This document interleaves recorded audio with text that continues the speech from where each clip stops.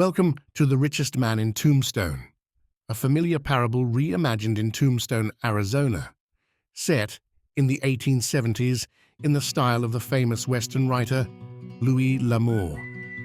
Discover the timeless financial insight and wisdom of the richest man in Tombstone. This compelling narrative delves into essential financial principles that can transform your life, drawing on lessons from fictional figures in Tombstone's vibrant past.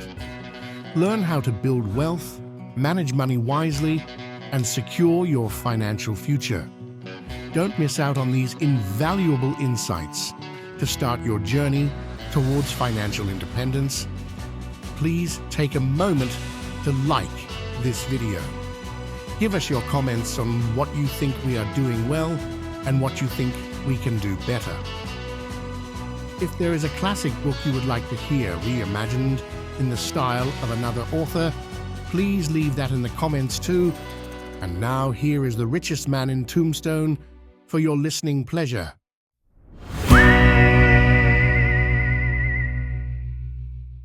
Chapter 1. The Richest Man in Tombstone. The scorching Arizona sun cast long shadows across the dusty streets of Tombstone as Captain Churchill navigated his way through the bustling town.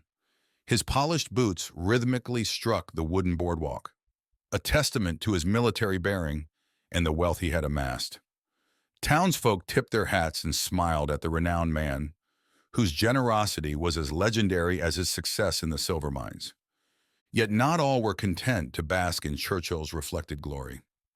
As he stepped into the coolness of the Alhambra saloon, the captain found himself face to face with three childhood friends, their expressions as sour as a day-old cup of coffee.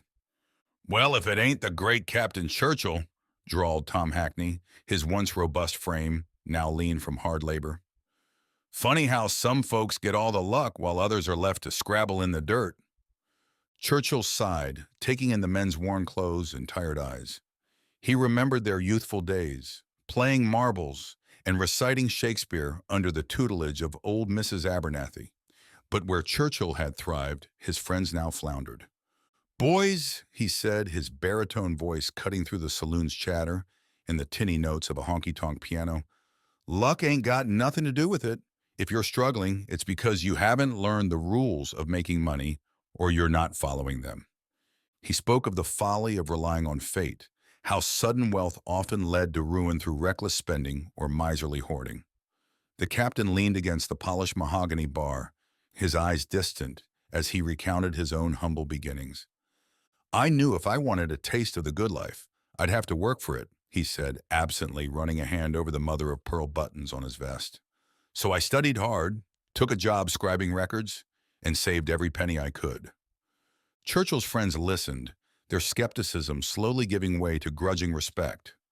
They marveled at his determination, scrimping and saving, while others frittered away their pay on whiskey and games of faro. As the captain spoke, the saloon seemed to fade away, replaced by the sepia-tinted memories of his youth. He told of his encounter with Alma Johnson, a grizzled moneylender with a face like a Comanche and a heart of pure business. Johnson had shared with him the secret to wealth. "A part of all you earn is yours to keep. Save a tenth or more, boy, and make that money work for you." Churchill had taken those words to heart, investing his savings wisely and watching his fortune grow like a tumbleweed in the desert wind. When Johnson entrusted him with his holdings in Charleston, the captain's keen mind and disciplined habits had made them both even richer. The men sat in silence for a moment, the gravity of Churchill's words sinking in like a stone in a deep well. Some, like the embittered Hackney, would likely never heed the advice. But others, their eyes alight with newfound determination, seemed ready to seize control of their own destinies. As the captain took his leave, stepping out into the shimmering heat of the Tombstone afternoon, he couldn't help but feel a sense of pride. He knew that the greatest wealth was not measured in silver or gold, but in the satisfaction of seeing others learn to forge their own paths to success. With a smile on his lips and a song in his heart, Captain Churchill rode off towards the fiery Arizona sunset, ready to embrace whatever challenges lay ahead. The late afternoon sun cast long shadows across the rough-hewn desk where Captain Churchill sat, his quill scratching out a meticulous copy of Tombstone's ninth law. Engrossed in his work, he barely noticed the creak of the floorboards as Alma Johnson, the town's most prosperous moneylender, stepped into the room. "Captain," Johnson said, his voice as dry and cracked as the Arizona earth, "I need that law copied in 2 days' time. Finish the job, and there's 2 copper pieces in it for you." Churchill looked up, his blue eyes sharp beneath his furrowed brow. He knew he was being tested, the wily old moneylender dangling opportunity like a golden carrot. "I'll do my best, sir," Churchill replied, "but the law is long, and 2 days is hardly enough time." Johnson's weathered face split into a grin, his gold tooth glinting in the fading light. "Then how's about we make us a bargain, son?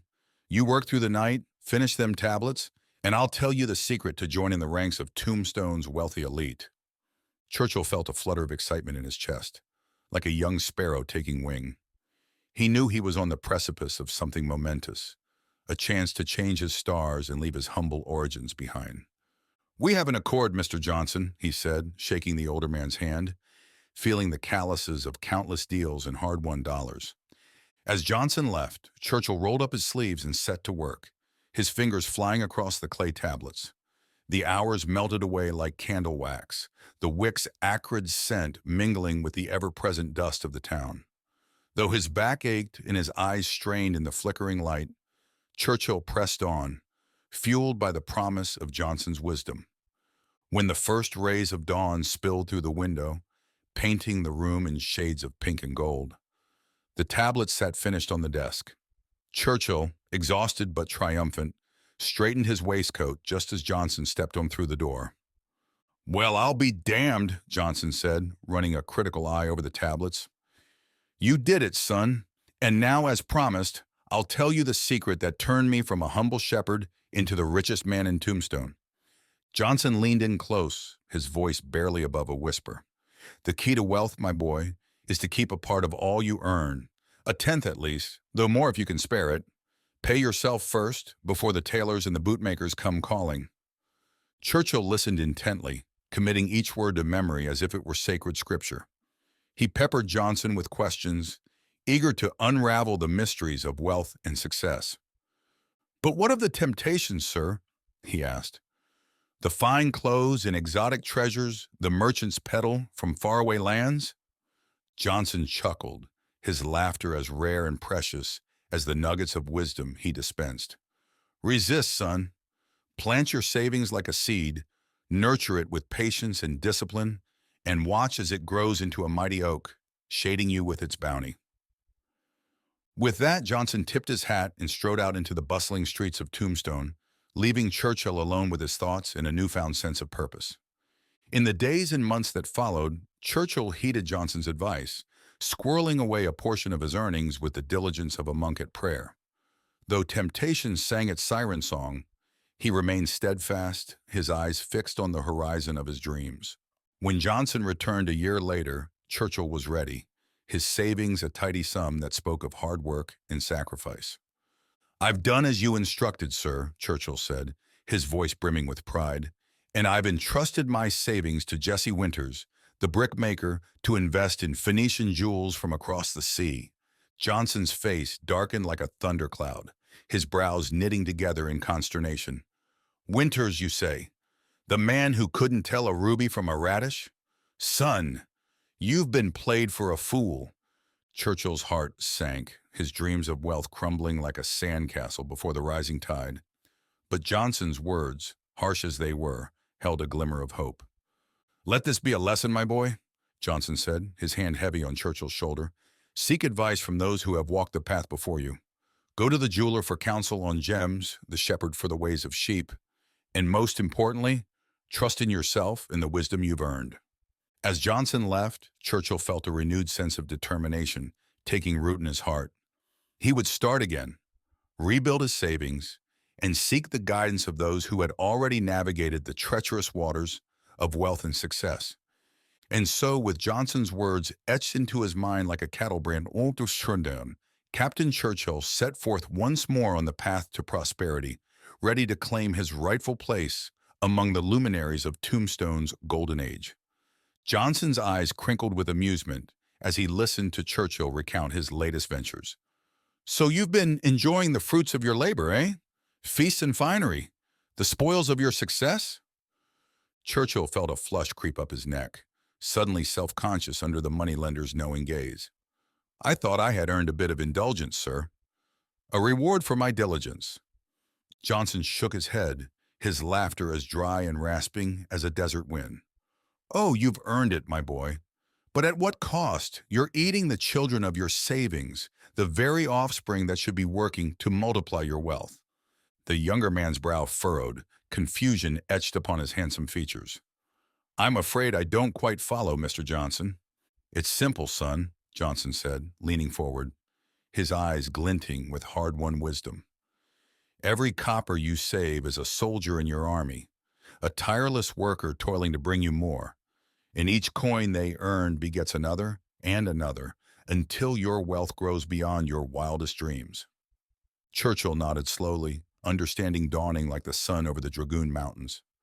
So by spending my earnings on frivolities, I'm robbing myself of their potential? Exactly, Johnson replied, clapping a weathered hand on Churchill's shoulder. Build your army first, let them march and multiply. Then, and only then, should you reward yourself with the spoils of war. With those words echoing in his mind, Churchill bid farewell to his mentor, watching as Johnson disappeared into the bustling streets of Tombstone. His stooped figure soon lost amidst the sea of miners, gamblers, and gunslingers. 2 years passed, and Churchill threw himself into his work with renewed fervor. He saved and invested his army of golden slaves, growing with each passing month. When Johnson returned, Churchill was ready, eager to show the fruits of his labors. But time had not been kind to the old moneylender. Deep lines etched his face, and his eyes, once sharp and piercing, were clouded with the weariness of age. Captain Churchill, he said, his voice thin and reedy, have you found the wealth you sought? Churchill smiled, the pride evident in his bearing. Not all that I desire, sir, but my wealth grows daily, each coin begetting more in a glorious cycle of prosperity. And do you still heed the advice of brickmakers and fools? Johnson asked, a sly smile playing about his lips. Churchill laughed, the sound rich and warm, a testament to his newfound confidence. In matters of brick and mortar, perhaps, but in the ways of wealth, I have learned to seek counsel only from those who have walked the path before me. Johnson nodded, satisfaction gleaming in his rheumy eyes. You have learned well, my boy, to live below your means, to seek wisdom from those who have earned it, and to make your money work as tirelessly as you yourself. You are ready for greater things. And so Johnson entrusted Churchill with his vast holdings in Charleston, making him a partner and heir to his empire. Churchill threw himself into his new role, his ambition and newfound mastery of the laws of wealth allowing him to grow Johnson's fortune beyond even the wildest dreams of avarice. When Johnson passed, his spirit winging its way to the great ledger book in the sky, Churchill was ready, poised to take his rightful place among the titans of Tombstone's financial world. His friends marveled at his success, some attributing it to luck, others to Churchill's indomitable will. But the captain knew better. Luck, he scoffed, his eyes alive with the fire of conviction. No, my friends, luck is the excuse of the weak, the refuge of those who lack the courage to seize their own destinies. I succeeded because I had a vision and the determination to see it through. He spoke of his early lessons, the wisdom imparted by Johnson, the long nights spent toiling over ledgers and accounts. Willpower is not some mystical force, he declared, his voice ringing out like a clarion call. It is the unwavering commitment to a goal, the refusal to be swayed by setback or adversity. It is the daily discipline of putting aside a portion of one's earnings, no matter how meager, and watching as it grows into an empire. As Churchill's friends listened, some nodding in agreement, others lost in thought, the captain felt a sense of pride swell within him. He had earned his place among the legends of the West, not through luck or chance, but through the sweat of his brow and the strength of his convictions. And as he looked out over the dusty streets of Tombstone, the sun setting in a blaze of glory over the distant hills, he knew that his legacy would endure, a shining example to all who dared to dream of a better life among the tumbleweeds and cacti of the Arizona territory. As the sun dipped below the horizon, painting the sky in hues of orange and purple, Captain Churchill's friends gathered around him, their faces illuminated by the flickering light of the campfire. The captain, his silver hair gleaming in the dancing flames, looked at each man in turn, his eyes alive with the wisdom of a life well lived. "Gentlemen," he said, his voice rich and deep, "if there is one piece of advice I can offer you, it is this. Seek counsel from those who have made the handling of money their life's work. The bankers, the investors, the men who have built fortunes from nothing but grit and determination." He paused, his gaze distant, as if lost in the memories of his own missteps. "I learned this lesson the hard way, entrusting my savings to Jesse Winters, a man who knew more about shaping clay than shaping a future. A small return, safely earned, is far better than the promise of riches that may never come to pass." The men nodded, some scribbling furiously in their notebooks, others leaning forward, hanging on the captain's every word.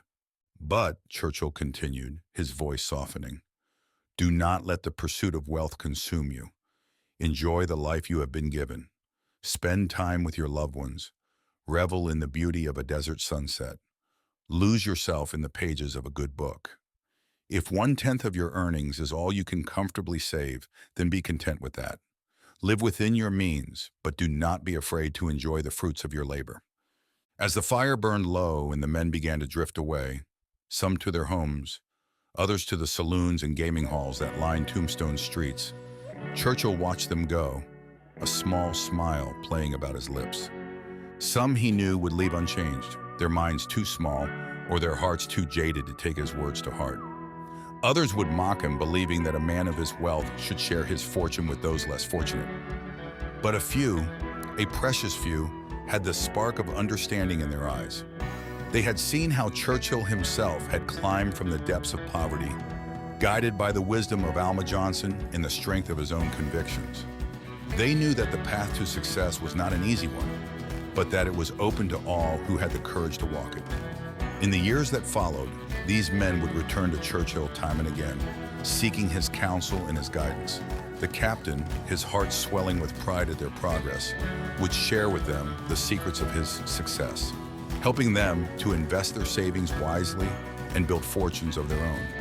And always, always, he would remind them of the truth that had set him free, the truth that had been passed down from Johnson to Churchill and from Churchill to them. A part of all you earn is yours to keep. As the embers of the fire faded into darkness and the night sounds of the desert filled the air, Captain Churchill leaned back, his weathered face tilted up to the star-strewn sky.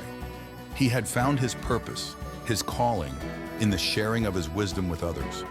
And in that moment, he knew that his legacy would endure, not in the gold and silver that filled his coffers, but in the lives he had touched, the futures he had shaped, and the dreams he had helped to make a reality.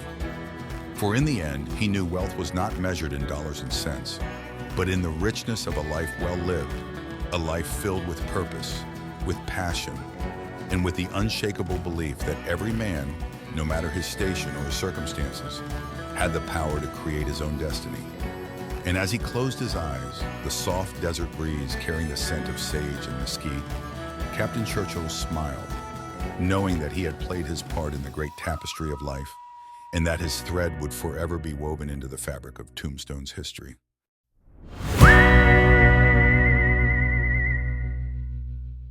Chapter 2, 7 Cures for Lean Times. The sun beat down mercilessly on the dusty streets of Tombstone. Despite the scorching Arizona heat, the frontier town bustled with activity. Miners seeking their fortune, ranchers driving cattle to market, gamblers and gunslingers prowling the saloons. Tombstone had quickly risen to become the richest city this side of the Mississippi, renowned far and wide for the silver flowing from its mines and the wisdom of the men who had built it from nothing but sand and scrub. As he rode down Allen Street on his buckskin gelding, Judge Hollister reflected that it hadn't always been this way. He remembered when Tombstone was just a small mining camp before the big silver strike that had drawn thousands to seek their fortune in the harsh desert. The town and its people had come a long way, but they still had much to learn about how to hang on to the wealth they'd fought so hard to wrest from the unforgiving land. The judge pulled his horse to a stop in front of the sheriff's office. He'd only just returned to town after leading a posse to chase down a gang of Mexican bandits who'd been raiding ranches in the valley. While he was glad to see the miscreants brought to justice, Hollister couldn't help but notice how empty and subdued the streets seemed compared to the boomtown hustle he'd left behind. Inside the simple clapboard building that served as Tombstone's jail and courthouse, Hollister found Sheriff Brannigan sitting at his desk, bent over a stack of papers with a furrowed brow. The lawman looked up and nodded a greeting as the judge entered. "Welcome back, Your Honor. I take it you caught those no-good raiders?" "That we did, Sheriff," Hollister replied, removing his hat and helping himself to the pitcher of lukewarm water on the sideboard. "Though I have to say, the town seems mighty quiet for all the silver that's supposedly flowing in. What's going on?" Brannigan sighed and leaned back in his chair. "Afraid it's not flowing so freely these days, Judge. Mines are playing out. Men are getting laid off left and right. Merchants can't sell their goods. Farmers can't unload their crops. It's getting ugly out there." Hollister frowned. "Last I heard, we had more silver coming out of those hills than the Denver Mint could handle. Where's it all gone?" "Into the pockets of a few rich men, seems like," Brannigan said heavily. "The ones who got in early bought up claims on the cheap. They're living high on the hog while the rest scrabble for scraps." The judge pondered this. "Reckon those men know something the others don't? Some secret to holding on to a fortune?" "More like they know how to work the system," the sheriff scoffed. "But I suppose you're not wrong. Knowing how to accumulate wealth and keep it, well, that's a rare skill." An idea began to take shape in Hollister's mind. "Sheriff, what if we could teach that skill? Help more of our citizens learn the keys to building lasting riches?" Brannigan looked skeptical. "Teach them? How do you propose to do that?" "By learning from the best," the judge said firmly. "Who's the richest man in Tombstone?" "That'd be Captain David Churchill, I reckon," the sheriff replied. "Made his pile on silver claims, invested in land and business all over the territory. If anyone knows the secrets to getting rich, it's him." "Then let's get him in here," Hollister said. "See if he'd be willing to share some of that hard-earned knowledge." An hour later, Captain Churchill strode into the sheriff's office. He was a tall, imposing figure with a neatly trimmed beard and eyes that seemed to take in everything at once. Hollister and Brannigan quickly explained their idea. To their surprise, Churchill readily agreed. "Gentlemen, I'd be honored to share what I've learned," he said. "Truth is, there's no great secret to how I achieved my success. I simply took advantage of the opportunities available to any man with the gumption to pursue them. When I first came to this territory, I had nothing but a hunger to make something of myself." Hollister nodded slowly. "And you believe others can follow in your footsteps if given the chance?" "I do indeed, Your Honor," Churchill replied. "With the right knowledge and a strong dose of determination, there's no limit to what a man can achieve." Plans were quickly made. Churchill would instruct a group of Tombstone's leading citizens in the principles of wealth building. The judge wanted to see his town transformed, not just one of the richest in the West, but a place where all men had the chance to prosper. The sheriff would organize a class of 100, representing a cross-section of miners, ranchers, merchants, and tradesmen. A week later, the students assembled in a rough wooden structure, optimistically christened the Temple of Learning. Captain Churchill stood before them, an imposing figure in his tailored suit. "Gentlemen," he began, "I stand before you as proof that a man can rise from poverty to riches through his own grit and ingenuity. I'm here to teach you what I've learned, a series of 7 cures for what ails us all, a lean purse and an uncertain future." The men listened raptly as Churchill described his early struggles and setbacks, the slow accumulation of wealth and wisdom that had made him the territory's most prosperous citizen. The captain would introduce one of his cures each day for the next week, giving his students time to absorb and apply the lessons. "Make no mistake," Churchill said in conclusion, "this is no easy path. Mastering these principles will require discipline and sacrifice. But in the end, you'll be in a position to not just enrich yourselves, but your families and your community. As the men filed out of the makeshift schoolroom, talking excitedly amongst themselves, Judge Hollister and Sheriff Brannigan shared a satisfied nod. The seeds had been planted. With hard work and perseverance, soon all of Tombstone would reap the fruits of lasting prosperity.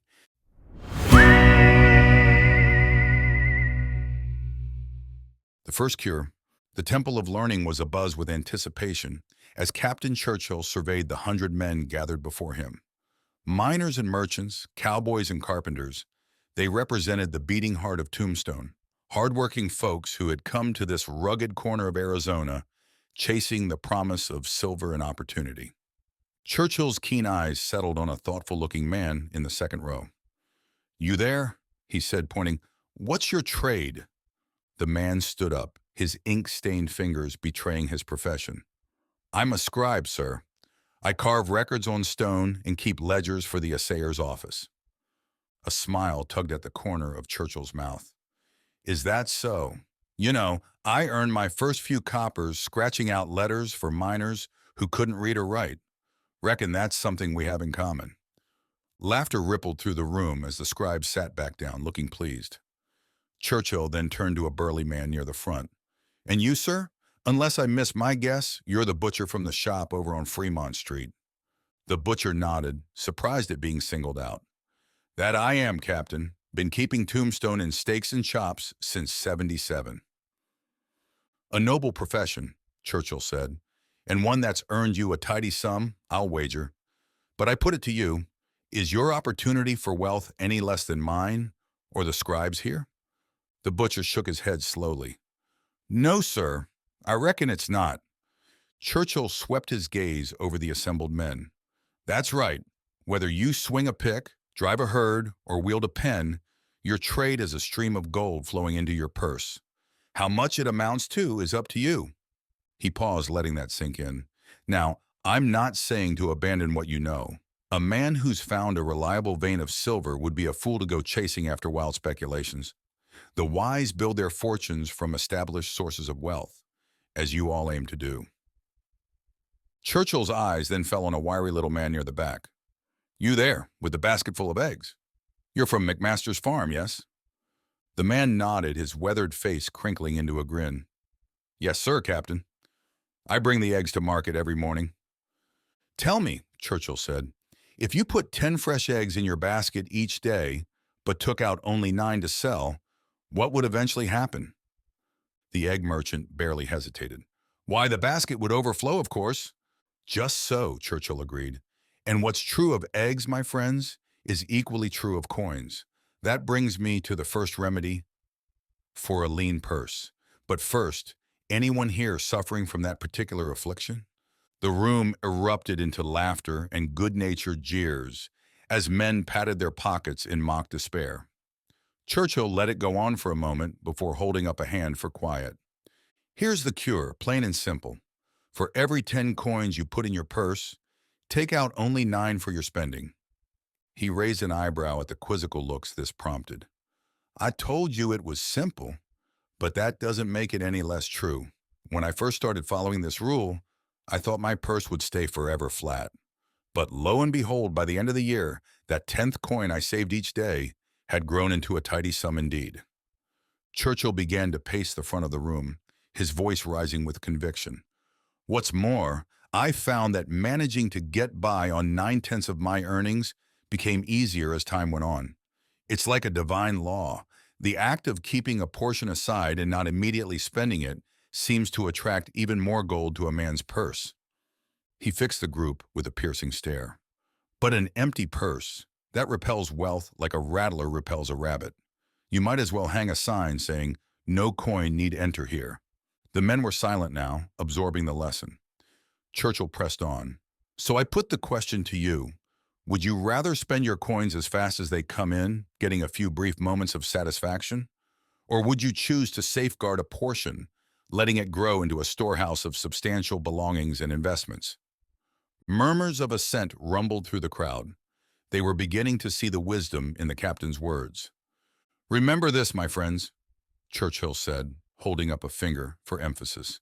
To spend coins is only to trade one fleeting pleasure for another, but to keep them, to let them multiply in your purse, in your investments, that is to secure lasting wealth and contentment.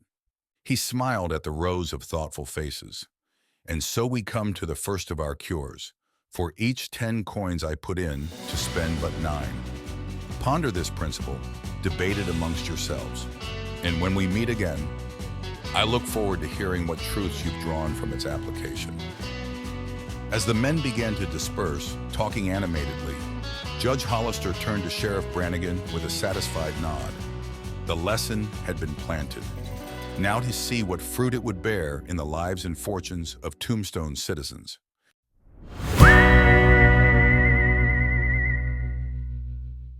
The second cure. The sun hung low over Tombstone, painting the dusty streets in hues of amber and gold. Marshal Wyatt Earp strode down Allen Street, his boot heels clicking against the wooden sidewalk. He nodded to the ladies passing by in their bustled dresses and tipped his hat to Doc Holliday, who lounged outside the Oriental Saloon, a thin trail of smoke curling from his cigar. Wyatt's destination lay just ahead, the newly established Cochise County Savings and Loan. As he pushed open the heavy oak door, the comforting smell of leather and paper greeted him. Behind the polished counter stood Jeremiah Hawkins, a man as weathered as the Arizona landscape, but with eyes that sparkled like desert stars. "Evening, Marshal," Jeremiah said, his voice as rough as gravel. "What brings you to my humble establishment?" Wyatt leaned against the counter, his piercing blue eyes surveying the room. "Evening, Jeremiah. I've come on behalf of some concerned citizens. Seems there's a lot of talk about lean purses and mounting debts." Jeremiah's bushy eyebrows rose. "Ah, the eternal struggle. Come on back to my office. I think this calls for a longer conversation." As they settled into the cramped back room, Jeremiah poured 2 glasses of whiskey from a crystal decanter. "Now, Marshal, what's troubling our good townsfolk?" Wyatt took a sip, savoring the burn. "It's not just one thing, Jeremiah. Folks are struggling to make ends meet. Young Will Cooper over at the livery stable, he's barely keeping his head above water. And Sarah Jenkins, the school teacher, she's worried sick about how she'll afford new books for her students." Jeremiah nodded sagely. "It's a common tale, Marshal.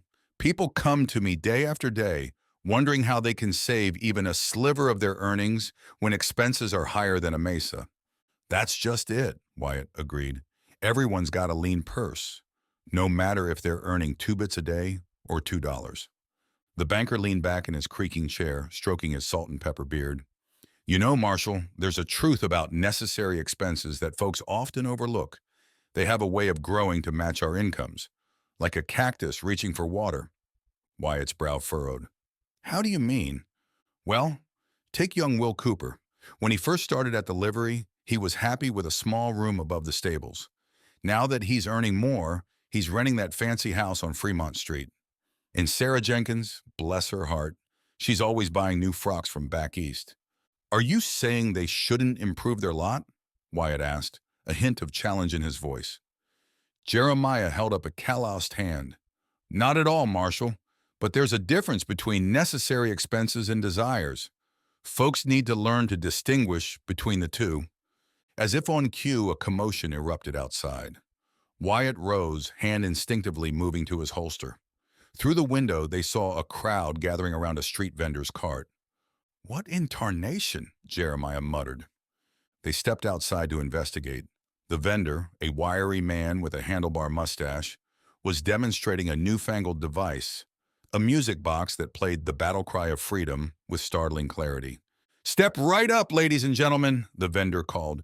"Bring the music of Mr. George Root into your very own parlor. Only $5.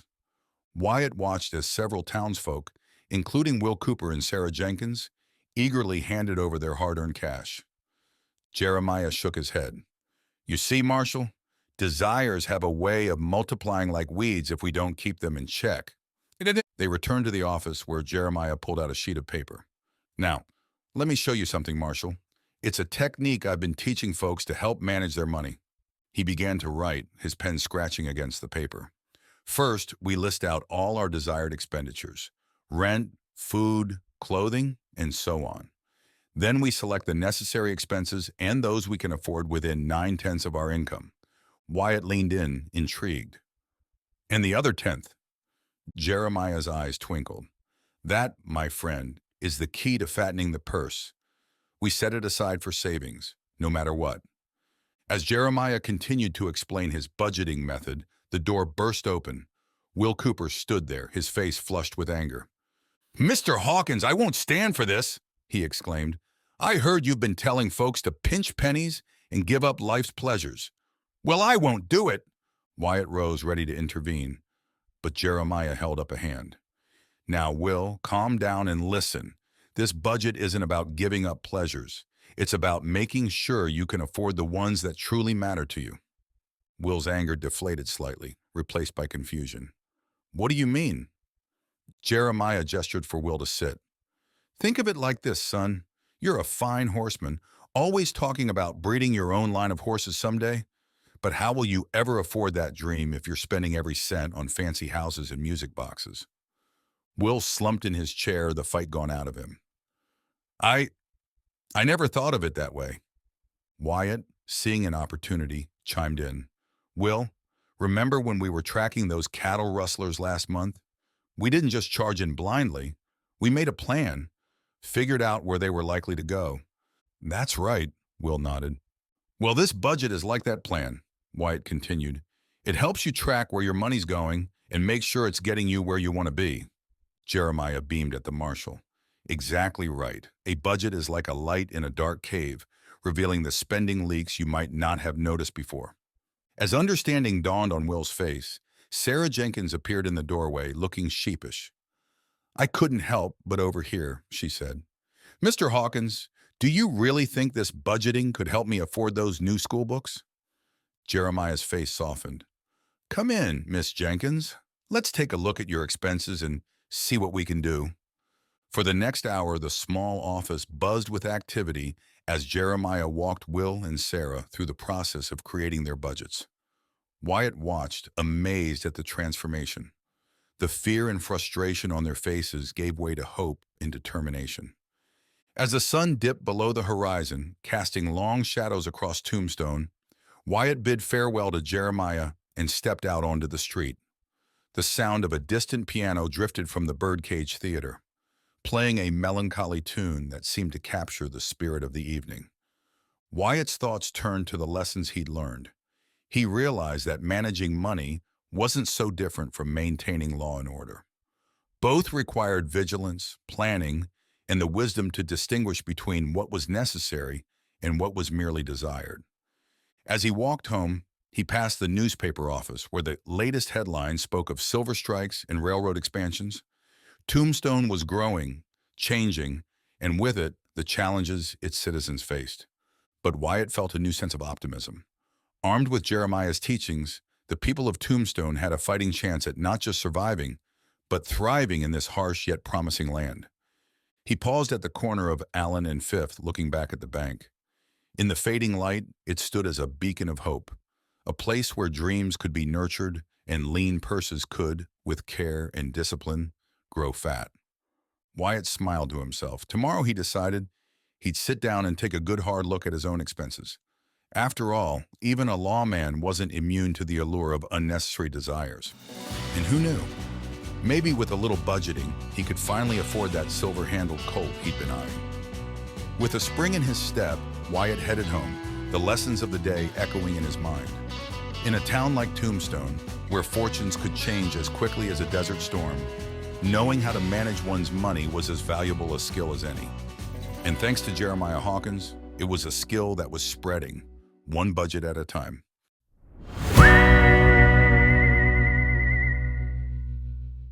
The third cure. The morning sun cast long shadows across the dusty streets of Tombstone as Captain William Churchill made his way to the schoolhouse. The town was just beginning to stir, with shopkeepers sweeping their stoops and miners heading off to the hills in search of silver. As he entered the classroom, Churchill was greeted by the eager faces of his students. These were men of all ages and backgrounds, united by a common desire to improve their lot in life. Gentlemen, Churchill began, his voice commanding the room's attention, yesterday we spoke of the second cure for a lean purse, controlling thy expenditures. I trust that you have all taken that lesson to heart. A murmur of assent rippled through the room, and Churchill nodded in satisfaction. Good. For today we turn our attention to the third cure, making thy gold multiply. Then he paused, letting the words hang in the air for a moment. You have all done well to save 1/10 of your earnings and to budget your expenses so that you may live within your means. But a purse that is merely full is not enough. Your gold must be put to work, to labor, and to reproduce, so that it may increase your wealth. Churchill reached into his pocket and withdrew a single gold coin, holding it up for all to see. This coin on its own is unproductive. It does not create more gold, nor does it generate income.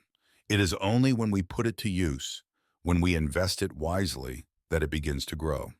He told the story of his first profitable investment, a loan he had made to MacArthur, a rope maker from the neighboring town of Charleston. MacArthur came to me seeking funds to purchase bronze for his shields, Churchill explained. I saw the opportunity, and I lent him the money at a fair rate of interest. When he repaid me, I reinvested my earnings and watched as my wealth began to grow. The students leaned forward in their seats, hanging on Churchill's every word. You see, he continued, true wealth is not in the coins we hold, but in the income they generate. A man may have a purse full of gold, but if it sits idle, it does him no good. It is only when that gold is put to work, when it is invested in enterprise and in the labors of others, that it begins to multiply. He spoke of the importance of seeking out investments that would provide a steady stream of income, rather than those that required constant labor or attention. The wise man seeks to create a river of wealth, one that flows continuously into his purse, Churchill said. He does not content himself with a mere trickle, but strives always to increase the flow. To illustrate his point, Churchill told the tale of a farmer who had invested 10 pieces of silver with a moneylender for the benefit of his newborn son. The agreement was that the money would be put to work and that every 4 years the rental on the investment would be 1/4 of its value, added to the principal. And so by the time the boy reached the age of 20, the sum had grown to 30 1/2 pieces of silver. By the time he was 50, it had increased to 167 pieces. The students marveled at the power of compound interest, and Churchill smiled at their enthusiasm. This, gentlemen, is the key to building wealth. It is not enough to simply save your money or even to invest it once. You must make your gold multiply and then multiply again until it has grown beyond your wildest dreams. As the lesson drew to a close, Churchill looked out over the faces of his students, seeing in them the same hunger for knowledge and success that had driven him in his own youth. And so, he said, we come to the third cure for a lean purse. Make thy gold multiply. Invest your savings wisely in enterprises that will generate a steady stream of income. Seek always to increase your wealth, not through labor alone, but through the power of compound interest. For in this way, you will build a fortune that will endure long after you are gone. The students filed out of the room, their minds buzzing with new ideas and possibilities. And as Churchill watched them go, he felt a sense of pride and purpose that he had never known before. For he knew that he was not just teaching these men how to build wealth, but how to build a legacy of hard work, of wise investment, and of the power of knowledge to transform lives. And as he stepped out into the bright Tombstone sun, the strains of a familiar tune drifting from the doors of the Crystal Palace saloon, Churchill knew that he had found his true calling. Not in the mines or the gambling halls, but in the classroom, where he could share the hard-won wisdom of a lifetime with those who needed it most. For in the end, he knew the greatest fortune a man could build was not in gold or silver, but in the lives he touched, in the dreams he inspired. And as he walked the dusty streets of Tombstone, his heart full and his step light, Churchill knew that he would spend the rest of his days doing just that, sharing his knowledge and his vision with all who would listen and helping to build a brighter future for the town he called home.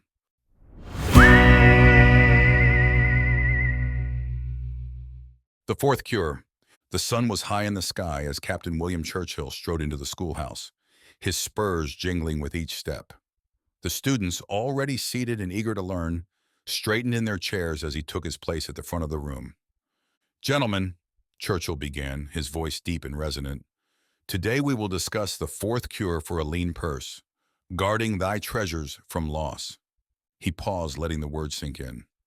The room was silent, the only sound the distant clamor of the blacksmith's hammer.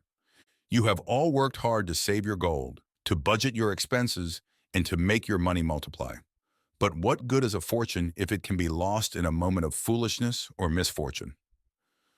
Churchill's eyes swept the room, taking in the faces of the miners and merchants, the cowboys and craftsmen. "The first rule of investing is this: security of thy principal. Before you seek to earn larger sums, you must first learn to protect the small." He spoke of the temptations that could lead a man astray, the promise of quick riches, the urgings of friends and family to invest in untested ventures. "The world is full of opportunities that seem profitable on the surface, but which are as hollow as a dry well," he warned. "A man must study his investments carefully and be assured of their safety before he parts with his hard-earned coin." Churchill told the story of his own first investment, a cautionary tale that had left him sadder but wiser. "I entrusted my savings to a brickmaker named Jesse Winters, who promised to buy Phoenician jewels that would make us both rich. But when he returned from his travels, the jewels were nothing more than worthless glass." The students murmured in sympathy, and Churchill nodded. "It was a hard lesson, but one I have never forgotten. A man must not entrust his money to those who are inexperienced in its handling, no matter how well-intentioned they may be." He spoke of the importance of seeking out the wisdom of those who had already walked the path of investment, of learning from their successes and failures. "A man who is confident in his own abilities is a fool," Churchill said bluntly. "But a man who seeks the advice of those who have gone before him is on the road to wisdom." As the lesson drew to a close, Churchill looked out over the faces of his students, seeing in them the same determination that had driven him to success. "And so, gentlemen, we come to the fourth cure for a lean purse. Guard thy treasures from loss. Invest only where thy principal is safe, and where thou canst reclaim it if needed. Ensure that thy investments provide a fair return, and consult with those who are wise and experienced in the handling of money." He paused, letting the words settle over the room like a warm blanket. "Remember, a man's wealth is not measured by the gold in his purse, but by the wisdom in his head and the strength of his character." As the students filed out of the room, their minds buzzing with new knowledge, Churchill felt a sense of pride and purpose that he had never known before. He knew that he was not just teaching these men how to build wealth, but how to build a life of purpose and meaning, of hard work and wise choices. And as he stepped out into the bustling streets of Tombstone, the sun glinting off the silver spurs on his boots, Churchill knew that he had found his true calling. Not in the mines or the saloons, but in the hearts and minds of the men who would shape the future of this wild and untamed land. For he knew that the greatest treasure a man could guard was not the gold in his purse, but the dreams in his heart. And as he walked the dusty streets of Tombstone, his head held high and his eyes fixed on the horizon, Churchill knew that he would spend the rest of his days helping others to find that treasure, and to guard it with all the strength and wisdom they possessed. As he made his way back to his office, Churchill's mind was already racing ahead to the next lesson. There was so much more to teach, so many more minds to mold and hearts to inspire. But for now, he would savor the moment and the knowledge that he was making a difference in the lives of those who needed it most. And so, with a smile on his face and a spring in his step, Captain William Churchill set off into the Tombstone sun, ready to face whatever challenges the day might bring. For he knew that with knowledge and determination, there was no obstacle that could not be overcome, no dream that could not be achieved. As he passed by the Crystal Palace Saloon, the strains of a familiar tune drifted out into the street. It was a song of hope and possibility, of the promise of a better tomorrow. And as Churchill listened, he knew that he was part of that promise, a guiding light in a world that could be dark and uncertain. He tipped his hat to the saloon keeper, who nodded in return. "A fine day for learning, Captain," the man called out, and Churchill grinned. "Every day is a fine day for learning, my friend," he replied. And with that, he was gone, disappeared into the crowded streets of Tombstone, a man on a mission to change the world, one lesson at a time.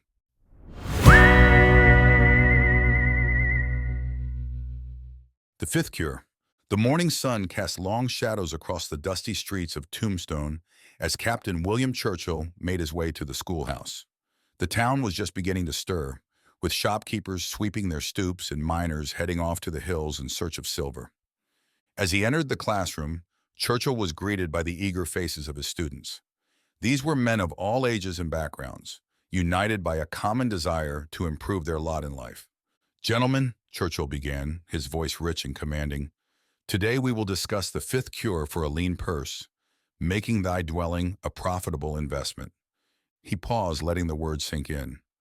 The room was silent, the only sound the distant clatter of a stagecoach making its way down the main street. "You have all learned to save your gold, to budget your expenses, and to make your money multiply. But there is another way to accelerate the growth of your wealth, and that is by turning your dwelling into a profitable investment." Churchill's eyes swept the room, taking in the faces of the men before him. Many of them, he knew, lived in poor quarters, paying high rent to landlords who cared little for their well-being. "A man should set aside 9 parts of his earnings for living and enjoyment," Churchill said. "But if he can turn any part of that 9 parts into a profitable investment without harming his well-being, he will see his treasures grow even faster." He spoke of the benefits of home ownership, of the joy that came from eating one's own produce, and the pride that came from caring for one's own property. "A man who owns his own home is a man who stands tall," Churchill said. "He has a stake in his community and a reason to work hard and succeed." The students murmured in agreement, and Churchill could see the wheels turning in their minds. Many of them had never considered the possibility of owning their own homes, believing it to be beyond their reach. But Churchill was quick to dispel that notion. "The judge has expanded the boundaries of Tombstone," he said, "and there is now much land available at reasonable prices. And the moneylenders are willing to lend for home building if a man can provide a reasonable portion of the sum himself." He outlined a strategy for achieving home ownership, one that was within the reach of any well-intentioned man. "Build a house until," Churchill said, "and repay the moneylender regularly just as you would pay rent. Each payment will reduce your debt until the day comes when you own the property outright." The students were nodding now, their eyes bright with possibility. They could see the wisdom in Churchill's words and the promise of a better life that lay ahead. "And when that day comes," Churchill continued, "you will have a valuable property that is yours and yours alone. You will have reduced your living costs, freeing up more of your earnings for pleasures and desires. And your wife will contribute by bringing water from the river to nourish your garden." As the lesson drew to a close, Churchill looked out over the faces of his students, seeing in them the same hunger for knowledge and success that had driven him in his own youth. "And so," he said, "we come to the fifth cure for a lean purse. Own thy own home. It will provide you with financial stability, personal pride, and contribute to your overall well-being and wealth." The students filed out of the room, their minds buzzing with new ideas and possibilities. And as Churchill watched them go, he felt a sense of pride and purpose that he had never known before. For he knew that he was not just teaching these men how to build wealth, but how to build a life of meaning and purpose, of hard work and wise choices. And as he stepped out into the bright Tombstone sun, the strains of a familiar tune drifting from the doors of the Crystal Palace Saloon, Churchill knew that he had found his true calling, not in the mines or the gambling halls, but in the classroom, where he could share the hard-won wisdom of a lifetime with those who needed it most. For in the end, he knew the greatest investment a man could make was not in property or gold, but in himself, in his own knowledge and skills, his own dreams and aspirations. And as he walked the dusty streets of Tombstone, his heart full and his step light, Churchill knew that he would spend the rest of his days doing just that, helping others to invest in themselves and to build a brighter future for themselves and for the town they called home.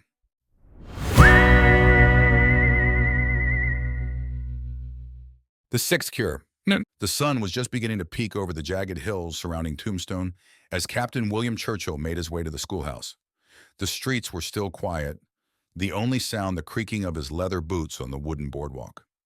As he entered the classroom, Churchill was greeted by the sight of his students, their faces eager and attentive. They had come far in their studies, these men of Tombstone, and Churchill felt a swell of pride as he looked out over their assembled faces. "Gentlemen," he began, his voice deep and resonant in the stillness of the room, "today we will discuss the sixth cure for a lean purse, ensuring a future income." He paused, letting the words hang in the air for a moment. "A man's life is a journey," he continued, "from the carefree days of childhood to the responsibilities of adulthood, and finally to the quieter years of old age. And if he is wise, he will prepare for that journey and ensure that he has the means to support himself and his family, no matter what the future may bring." Churchill spoke of the importance of planning for the future, of setting aside a portion of one's earnings to provide for the days when a man might be less able to work. "A man who fails to prepare for his own future is a man who courts tragedy," he said solemnly. "And a man who fails to provide for his family is a man who has failed in his most sacred duty." He outlined the various strategies a man might use to secure his future income, from investing in houses and lands to making regular deposits with a moneylender. "The key," he said, "is to choose investments that will endure safely for many years, and to avoid the temptation to hide one's treasures away where they might be lost or stolen." To illustrate his point, Churchill told the story of Ansan, the sandal maker, who had deposited 2 pieces of silver with a moneylender each week for 8 years. When Ansan went to collect his money, Churchill said, he was astonished to find that his small, regular deposits had grown to a substantial sum, and with that money, he was able to purchase a fine house and provide for his family in comfort and security. The students listened intently, their eyes widening as Churchill demonstrated the power of compound interest. "Imagine," he said, "if Ansan had continued to make those deposits for another 12 years. He would have had a treasure of 4,000 pieces of silver, a sum that would have ensured his comfort and security for the rest of his days." Churchill spoke of his own vision for the future, of a plan that would allow men to insure against death with small, regular payments. "Such a plan would be a great blessing," he said wistfully, "though I fear it is not yet possible. But until that day comes, we must use the methods that are available to us and ensure that we do not face a lean purse in our old age or leave our families without the means to survive." As the lesson drew to a close, Churchill looked out over the faces of his students, seeing in them the same determination and hope that had driven him to success. "Remember, gentlemen," he said, "the sixth cure for a lean purse is to provide in advance for the needs of your future self and for the protection of your family. It is a wise and noble thing to do, and it will bring you peace of mind and security in the years to come." The students filed out of the room, their minds buzzing with new ideas and possibilities. And as Churchill watched them go, he felt a sense of pride and purpose that he had never known before. For he knew that he was not just teaching these men how to build wealth, but how to build a life of purpose and meaning, of love and responsibility. And as he stepped out into the bright Tombstone sun, the distant sounds of the town coming to life all around him, Churchill knew that he had found his true calling, not in the pursuit of riches or fame, but in the nurturing of the human spirit, in the building of a better world for all. As he made his way down the street, Churchill's mind was already racing ahead to the final lesson. It would be the most important of all, he knew, the lesson that would tie together all that had come before and set his students on the path to true and lasting success. But that was a lesson for another day. For now, Churchill would savor the moment in the knowledge that he was making a difference in the lives of those who needed it most. And with a spring in his step and a song in his heart, he set off into the bustling streets of Tombstone, ready to embrace whatever the future might bring.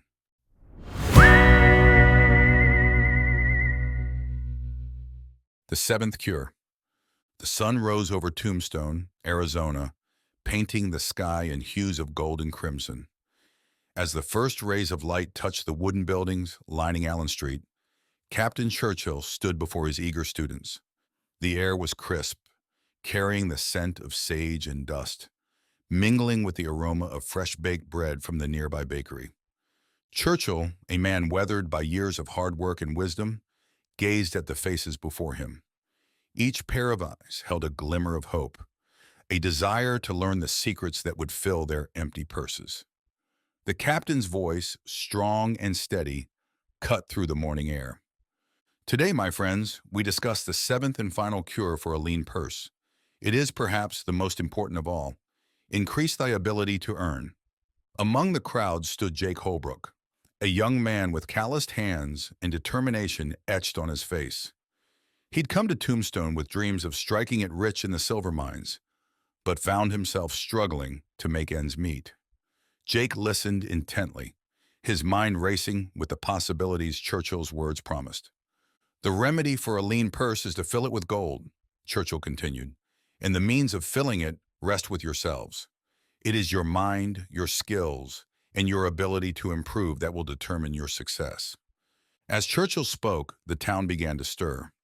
The clatter of horse hooves on packed dirt and the distant whistle of a train pulling into the station provided a backdrop to his words. In the distance, a player piano in the Crystal Palace Saloon began to plunk out the notes of "O Susanna," a tune that had become popular with the miners and cowboys who frequented the establishment. Jake's mind wandered momentarily to the night before, when he'd approached Churchill for a loan. The captain's words still rang in his ears. Without the capacity to earn more, you remain a poor risk for any lender, my boy. Churchill's voice brought Jake back to the present. Consider the case of a young man who came to me, seeking funds to cover his expenses. His earnings were insufficient, leaving him with empty pockets and a heavy heart. The solution, I told him, was not to borrow, but to increase his ability to earn. Jake felt his cheeks flush, knowing the captain spoke of him. He glanced around, wondering if the others had guessed. Now, my friends, Churchill continued, his eyes scanning the crowd, the first step in increasing your ability to earn is to cultivate a burning desire for more. Without desire, there can be no action, and without action, there can be no results. The captain paused, allowing his words to sink in. In that moment of silence, the town's sound seemed to swell, the distant clanging of pickaxes from the mines, the lowing of cattle being driven down the street, and the chatter of townsfolk going about their morning business. But desire alone is not enough, Churchill warned. Your desires must be specific and achievable. Start small, my friends. Set goals that you can reach, then set new ones. Like a man climbing a mountain, you must take one step at a time. Jake nodded, thinking of his own vague dreams of wealth. He realized now that he needed to set clear, attainable goals. Perhaps he could start by aiming to increase his weekly earnings by a few dollars, then work his way up from there. Churchill continued, his voice taking on a more personal tone. Let me tell you a story, friends. When I first came to this dusty town, I was but a humble scribe. My hands were soft, my pockets empty, but I had a burning desire to improve my lot in life. The crowd leaned in, eager to hear how their mentor had risen from such humble beginnings. I threw myself into my work with interest and concentration. I studied the techniques of the most skilled scribes. I practiced tirelessly, improving my penmanship and speed. And do you know what happened? A murmur of anticipation rippled through the crowd. My pay increased. Merchants sought me out for their important documents. The bank hired me to keep their ledgers. My ability to earn grew with my skills. Jake felt a surge of hope. He'd been working in the mines, but perhaps there were ways he could improve his skills, become more valuable to his employers. Churchill's voice grew more impassioned. This, my friends, is the key to increasing your ability to earn. Perfect yourself in your chosen field. If you are an artisan, learn from the most skillful in your craft. If you are a merchant, seek better goods at lower prices. If you labor in the mines, study the latest techniques and tools. As if to emphasize his point, a loud explosion echoed from the direction of the mines. The crowd turned instinctively towards the sound, a reminder of the dangerous work that fueled Tombstone's economy. But remember, Churchill cautioned, the world is ever changing. What brings success today may not work tomorrow. You must stay at the forefront of progress, lest you be left behind. Jake thought of the new hydraulic drills he'd heard whispers about. Perhaps learning to operate those could increase his value to the mining company. The captain's tone softened as he continued. Increasing your ability to earn is not just about skills and knowledge, my friends. It is also about how you conduct yourself in this world. A warm breeze rustled through the crowd, carrying with it the scent of blooming cactus flowers. In the distance, a coyote's mournful howl echoed across the desert, a haunting reminder of the wild lands that surrounded their growing town. Pay your debts promptly, Churchill advised. Avoid purchases you cannot afford. Care for your family that they may respect you. Make a will so that your property may be honorably divided should misfortune befall you. Jake shifted uncomfortably, thinking of the debts he owed to the general store and the saloon. He resolved to settle them as soon as he could. Show compassion to those struck by misfortune, the captain continued. Be thoughtful to your loved ones. These actions will not only increase your standing in the community, but will also give you the confidence to achieve your well-considered desires. As Churchill spoke, Jake noticed a commotion near the edge of the crowd. A woman had fainted, overcome by the heat of the rising sun. Without hesitation, several men rushed to her aid, carrying her to the shade of a nearby porch. Jake saw the approving nod from Churchill, a living example of the compassion he preached. And so, my friends, Churchill said, his voice rising for the final time, this is the seventh cure for a lean purse. Cultivate your powers, study and become wiser, improve your skills, and act with respect towards yourself and others. Do these things, and you will find your ability to earn increase beyond your wildest dreams. The crowd began to disperse, their minds full of the wisdom they had received. Jake lingered, his heart racing with newfound determination. He approached Churchill, who greeted him with a knowing smile. Captain, Jake said, his voice filled with resolve, I want to thank you. I understand now what I must do. Churchill clasped Jake's shoulder. And what is that, my boy? I'm going to learn everything I can about those new hydraulic drills, Jake replied. I'll make myself indispensable to the mining company, and I'll set aside 1/10 of my earnings, just as you taught us. The captain's eyes twinkled with approval. Good lad. But remember, this is just the beginning. The path to wealth is long and often difficult, but with perseverance and wisdom, you will succeed. As Jake turned to leave, Churchill called out to him one last time. And Jake, when you have succeeded, teach these truths to others. For only by sharing our wisdom can we ensure that all may partake in the wealth of our fair tombstone. Jake nodded, his heart swelling with gratitude and purpose. As he walked down Allen Street, the sounds of Tombstone surrounded him. The laughter from the saloon, the ring of the blacksmith's hammer, the chatter of townsfolk discussing the latest news from back east. He paused for a moment, looking back at the figure of Captain Churchill, still standing where he had delivered his lesson. Jake realized that he had been given something far more valuable than silver or gold. He had been given knowledge, the key to unlocking his own potential. With a spring in his step and hope in his heart, Jake Holbrook set off to begin his journey towards prosperity. The sun climbed higher in the Arizona sky, promising a new day filled with opportunity for those wise enough to seize it.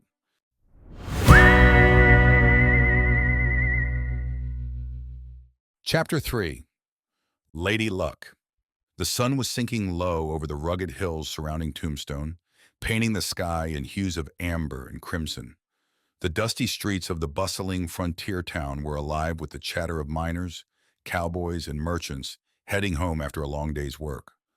As the last rays of sunlight glinted off the weathered wooden buildings, a different sort of gathering was taking place at the edge of town. The Temple of Learning stood apart from the saloons and gambling halls that dominated Allen Street.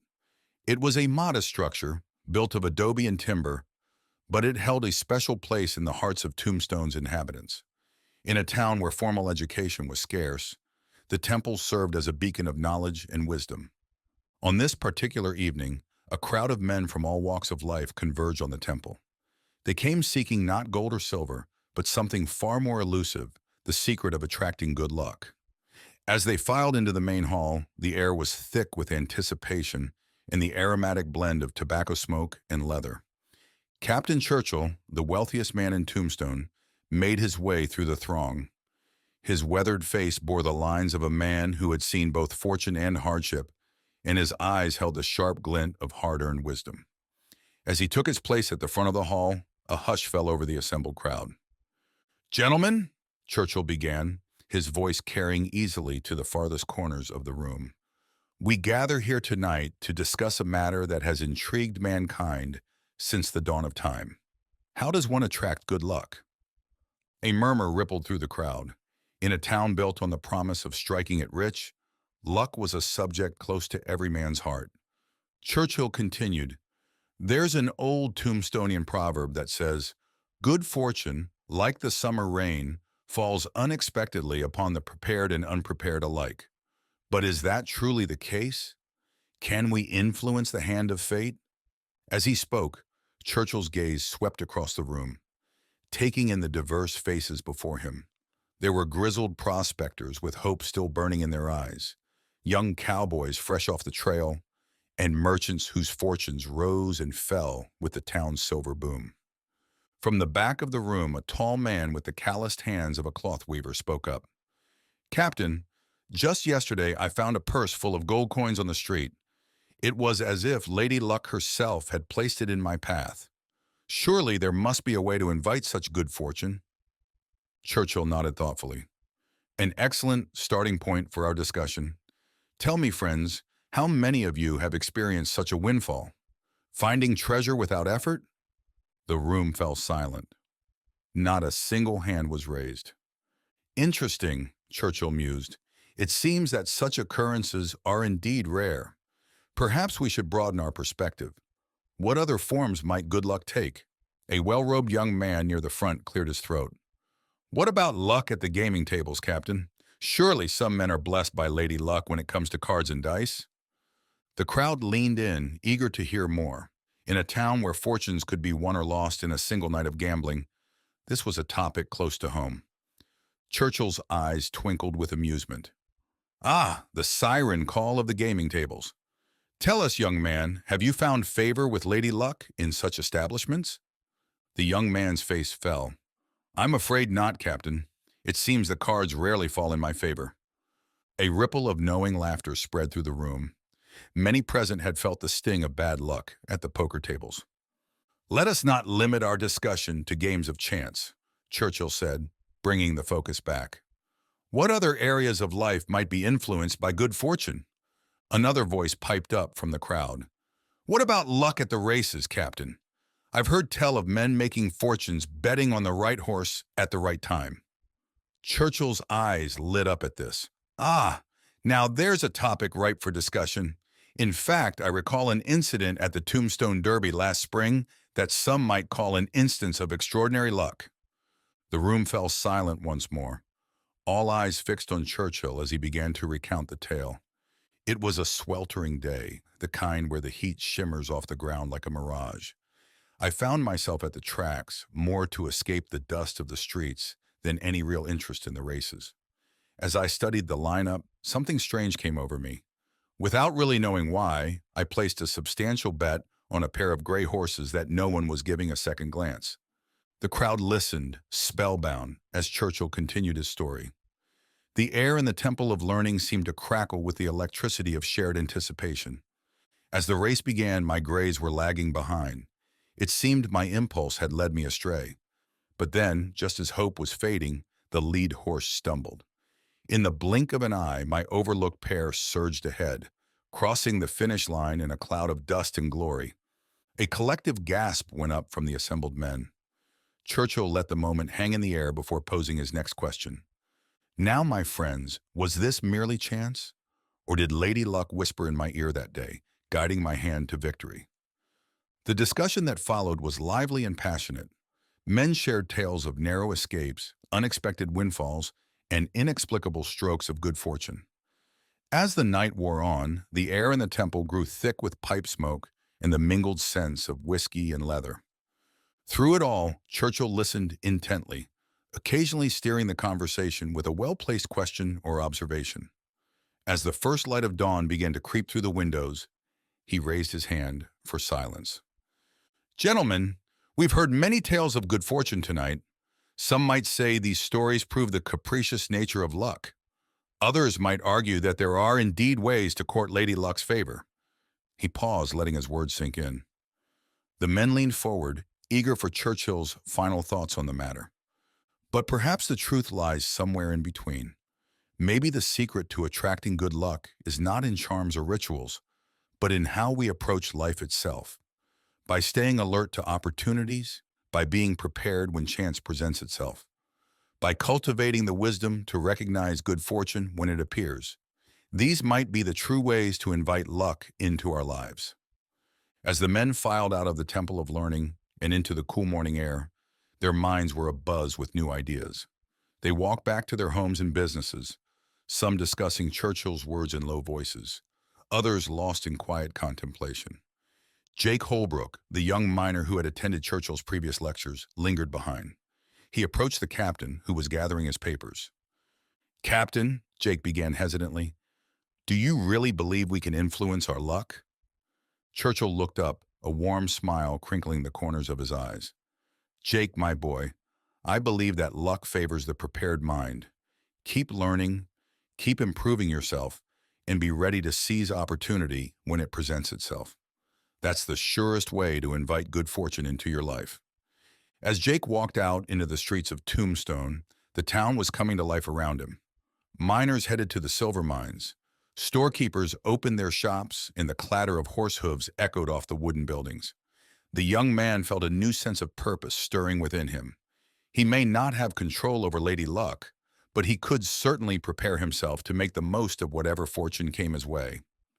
And so as the sun climbed higher in the Arizona sky, the men of Tombstone went about their day, each carrying with them a piece of the wisdom shared in the Temple of Learning. In a town built on dreams of striking it rich, they had gained something far more valuable, a new perspective on luck and life itself. Here's a continuation of the chapter in the style of Louis L'Amour, based on the outline you provided. As the discussion in the Temple of Learning continued, Captain Churchill's eyes twinkled with a mixture of amusement and wisdom. The room fell silent, all eyes fixed on the weathered face of Tombstone's wealthiest citizen. "My friends," Churchill began, his voice carrying easily through the smoke-filled hall, "while I appreciate the fervor of our discussion on Lady Luck, I must confess some skepticism. Do we truly believe that a goddess of love and dignity concerns herself with the trivial matter of betting on horse races?" A murmur rippled through the crowd. Some nodded in agreement, while others shifted uncomfortably in their seats. Churchill continued, his tone growing more serious. "In my experience, Lady Luck, if she exists at all, is more likely to aid those in true need or reward those who are truly deserving. She's not some fickle spirit haunting gambling halls and racetracks." The captain's gaze swept across the room, taking in the diverse faces before him. Miners with dust still clinging to their clothes, cowboys with weathered hands, and merchants in finer attire, all hung on his every word. "Consider, if you will, the myriad opportunities for profit that surround us daily. Honest labor, fair trading, and the various occupations that build our town, these are the true sources of wealth. Success may not always be immediate, true. Bad weather might ruin a crop, or faulty judgment might lead to a poor investment. But with persistence and wisdom, profit usually follows." Churchill paused, letting his words sink in. The room was silent, save for the occasional creak of a chair or the soft clink of a whiskey glass. "Now, contrast this with gambling," he continued, his voice taking on a sharper edge. "The odds are always in favor of the gamekeeper. Let me illustrate." He picked up a set of dice from a nearby table. "In betting on these cubes, the game master might pay 4 times the bet for one side, but he wins if any of the other 5 sides come up. The odds are clearly in his favor. How can one expect to win consistently against such odds?" A young miner in the front row spoke up, his voice tinged with hope. "But Captain, we've all heard tales of men winning fortunes at the gaming tables. Surely some must find favor with Lady Luck?" Churchill nodded, acknowledging the question. Indeed, some do win large sums, but have you noticed how rarely that money brings lasting value? In all my years, among all the successful men I've known, I can't recall a single one who began his road to wealth at the gaming tables. He paused, surveying the room. Perhaps I'm mistaken. Can any of you share a story of a respected citizen who began his fortune through gambling? The silence that followed was deafening. Men looked at one another, searching for an example, but none spoke up. Churchill's eyes twinkled with amusement. Well, I suppose we could consider the gamekeepers if we're truly desperate for an example. A ripple of laughter broke the tension in the room. So, Churchill continued, if we haven't found Lady Luck dropping purses in our path, or favoring us at the gaming tables, where else might we look for her blessings? An elderly merchant near the back of the room cleared his throat. All eyes turned to him as he spoke, his voice gravelly with age and wisdom. Captain, if I may suggest, perhaps we should discuss our near successes. Those times when luck seemed within our grasp, but somehow slipped away despite our efforts. Many of us have such tales, and they might offer valuable lessons. Churchill nodded approvingly. An excellent suggestion. Who would like to begin? The old merchant straightened in his chair, a distant look in his eyes. I'll start if you don't mind. It was many years ago, back when I was just starting out in trade. My father, wise old soul that he was, advised me to invest in a land improvement project. They were planning to install water wheels along the river, promising to increase crop yields tenfold. The room listened intently as the merchant continued his tale. I had the money to invest, but I hesitated. You see, there was a fine set of robes I'd had my eye on, made of the softest cloth from the East. I told myself I'd think about the investment after I'd purchased the robes. He paused, a rueful smile on his weathered face. By the time I'd made up my mind, the opportunity had passed. Those who invested saw their money grow tenfold within a year. And my fine robes? They wore out long ago, leaving me with nothing but regret and a lesson learned too late. As the merchant finished his story, a thoughtful silence fell over the room. Men nodded in recognition, no doubt recalling their own missed opportunities. Churchill stood, addressing the gathering once more. Thank you for sharing that valuable lesson. It reminds us that Lady Luck often disguises herself as opportunity. Our job is to be prepared to recognize her and act swiftly when she appears. He paused, letting his gaze sweep across the room one final time. As we conclude our discussion, let us remember this. Good fortune may indeed be unpredictable, but it favors the prepared mind and the diligent hand. Rather than idly hoping for luck to smile upon us, let us focus on honing our skills, seizing opportunities, and making wise decisions. As the men filed out of the Temple of Learning and into the cool night air, their minds were abuzz with new perspectives. The streets of Tombstone were quiet now, save for the distant piano music drifting from the Crystal Palace saloon and the occasional whinny of a horse. Jake Holbrook, the young miner who had been following Churchill's teachings, lingered behind once again. He approached the captain, who was extinguishing the oil lamps. Captain, Jake began, his voice filled with determination, I think I understand now. It's not about waiting for luck to find us, is it? It's about creating our own luck through hard work and wisdom. Churchill smiled warmly at the young man. You're learning well, Jake. Remember, in this wild frontier of ours, the greatest luck often comes to those who are prepared to grasp it with both hands when it appears. As Jake walked out into the Tombstone night, the stars twinkling overhead in the vast Arizona sky, he felt a new sense of purpose. The town around him, with its saloons and gambling halls, suddenly seemed different. Where once he saw temptation and the allure of easy riches, he now saw opportunities for growth and honest success. And so, as Tombstone settled into the quiet hours before dawn, its inhabitants carried with them the wisdom shared in the Temple of Learning.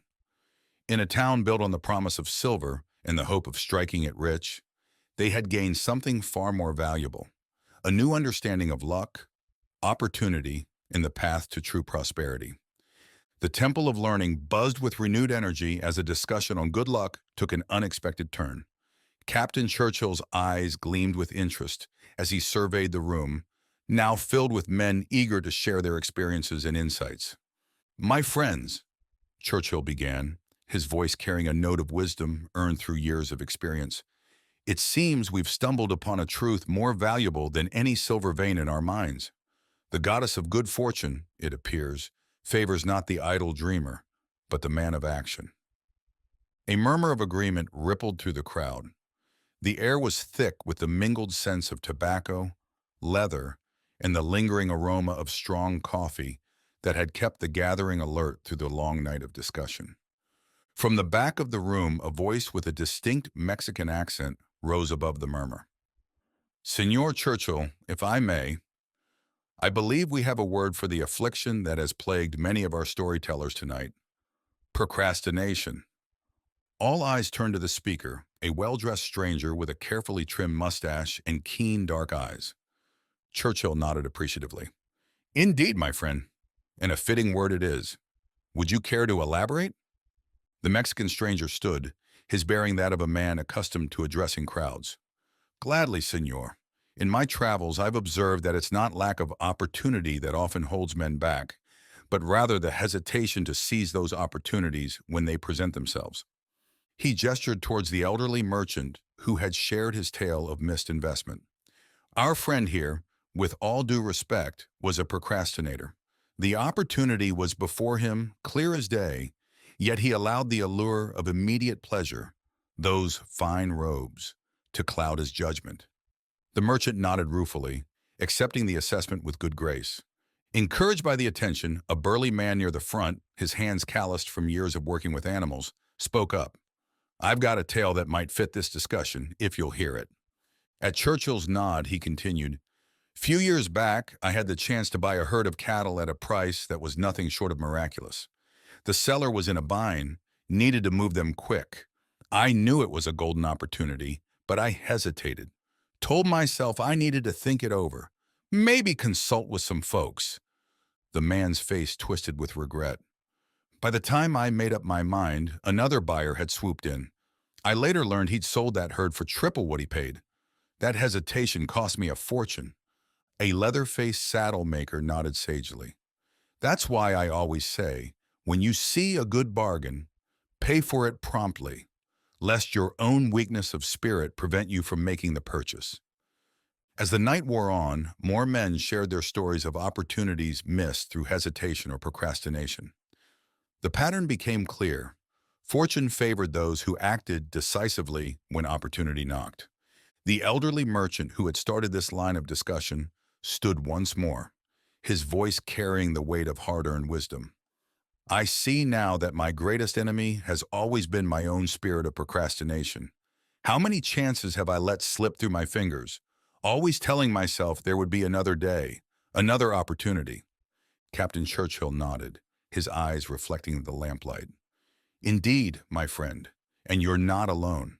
Throughout history, some men have seized the opportunities before them and risen to great heights. Others, equally gifted, have hesitated and found themselves left behind in the march of progress." As the first light of dawn began to seep through the windows of the Temple of Learning, the cloth weaver who had initially suggested the topic of luck spoke up. "I think I understand now, Captain. Good luck isn't about finding purses of gold in the street or winning at the gaming tables. It's about recognizing opportunities when they appear and having the courage to seize them without delay." Churchill smiled broadly. "Well said, my friend. And what will you do with this newfound wisdom?" The weaver straightened, a look of determination on his face. "From this day forward, I vow to make the most of every opportunity that comes my way. No more waiting for luck to find me. I'll go out and make my own luck." A chorus of agreement rose from the assembled men, each seeming to stand a little taller, their eyes bright with renewed purpose. As the meeting drew to a close, Captain Churchill raised his hand for silence one last time. "Remember, gentlemen, good luck follows opportunity, and it is the men of action, those who recognize chances and seize them without hesitation, who are truly favored by the goddess of good fortune."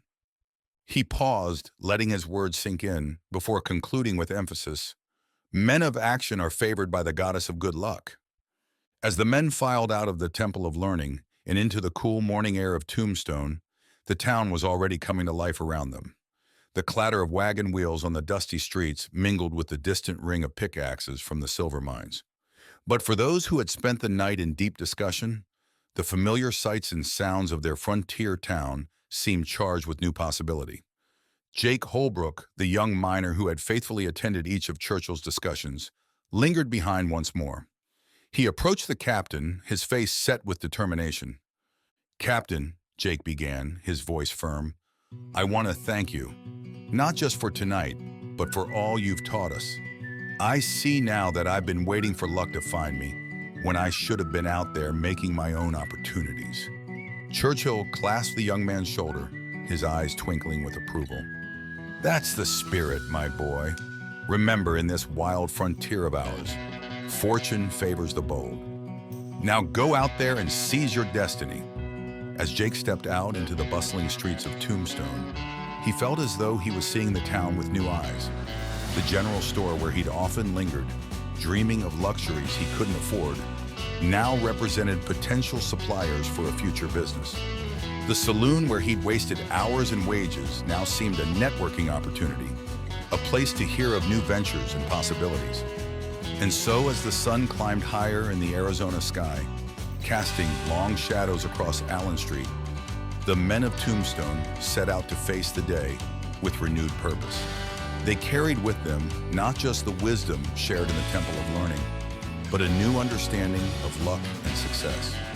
In a town built on dreams of striking it rich, they had discovered a truth more valuable than any silver load, that true fortune favors those who act boldly and decisively when opportunity knocks. The lessons of that night would echo through the years, shaping the destiny of Tombstone and the men who called it home.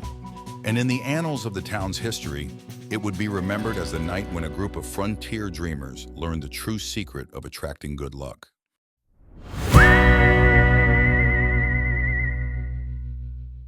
Chapter 4. The Tale of the Five Laws of Gold. The Arizona sun hung low on the horizon, painting the sky in hues of orange and purple as it sank behind the rugged Dragoon Mountains.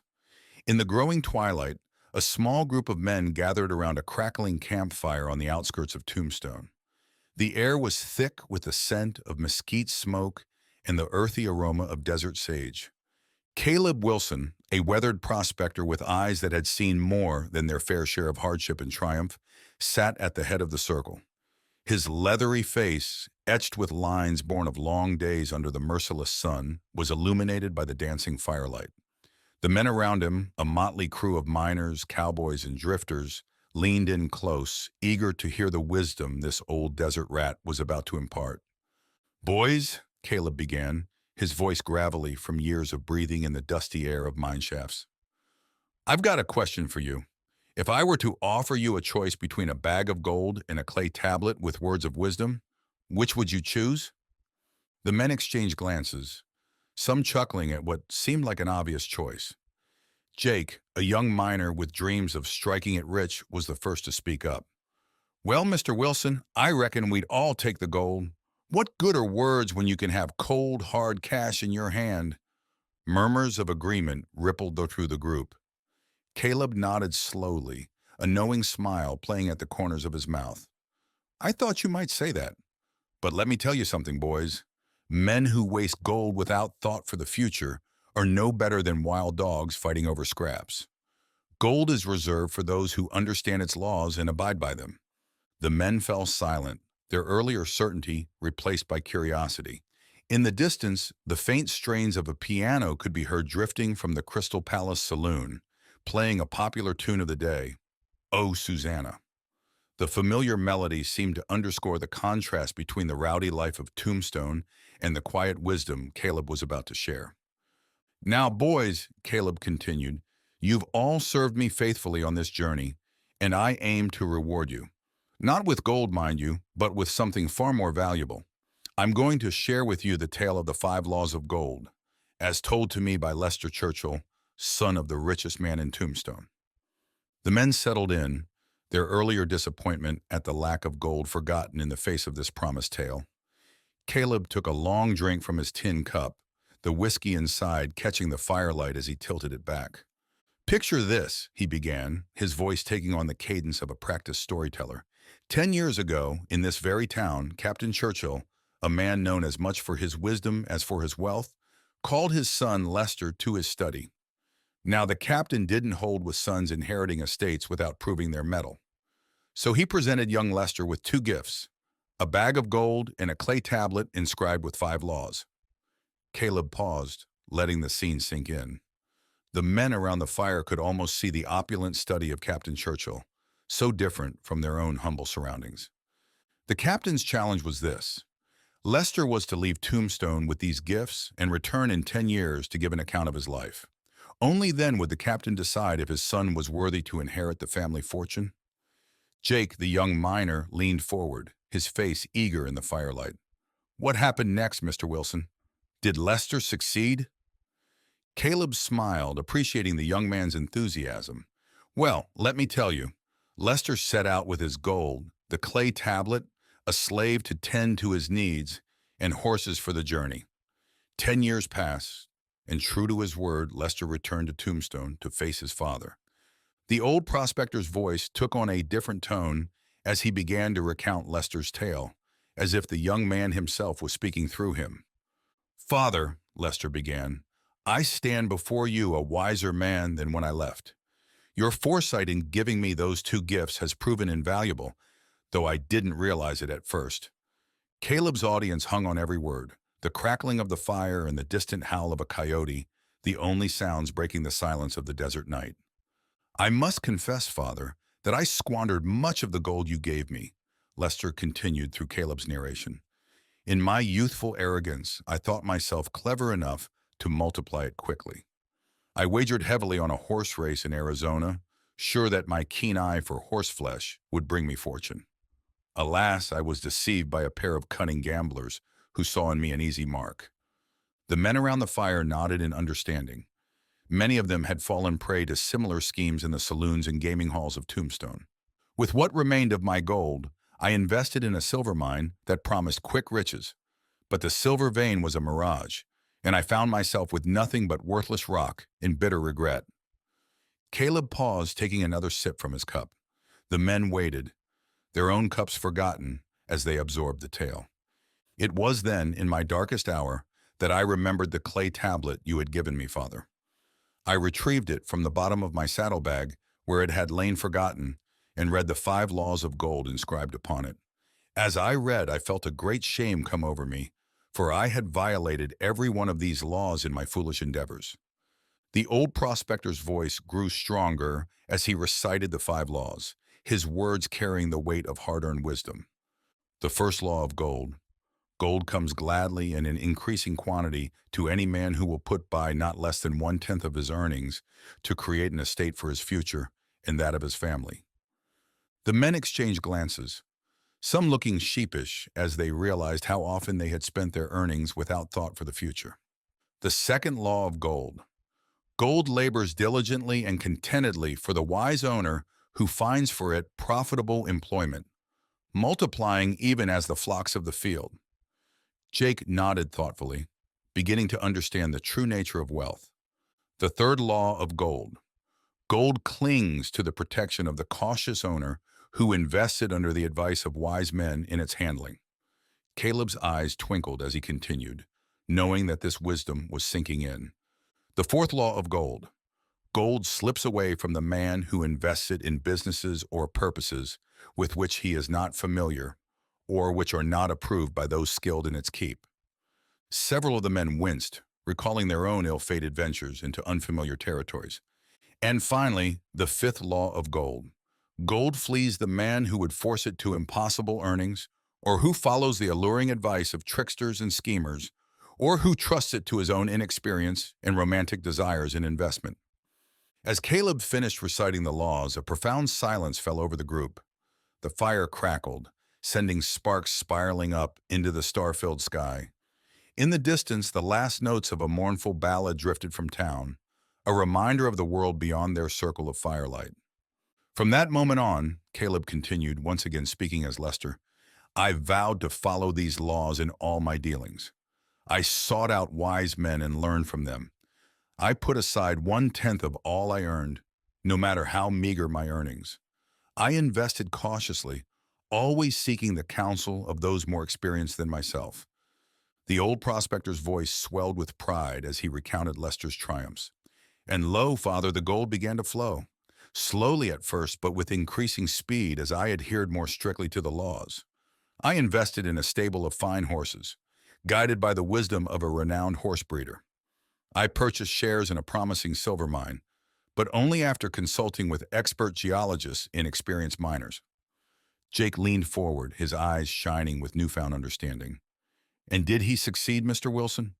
Did Lester prove himself worthy of his father's estate?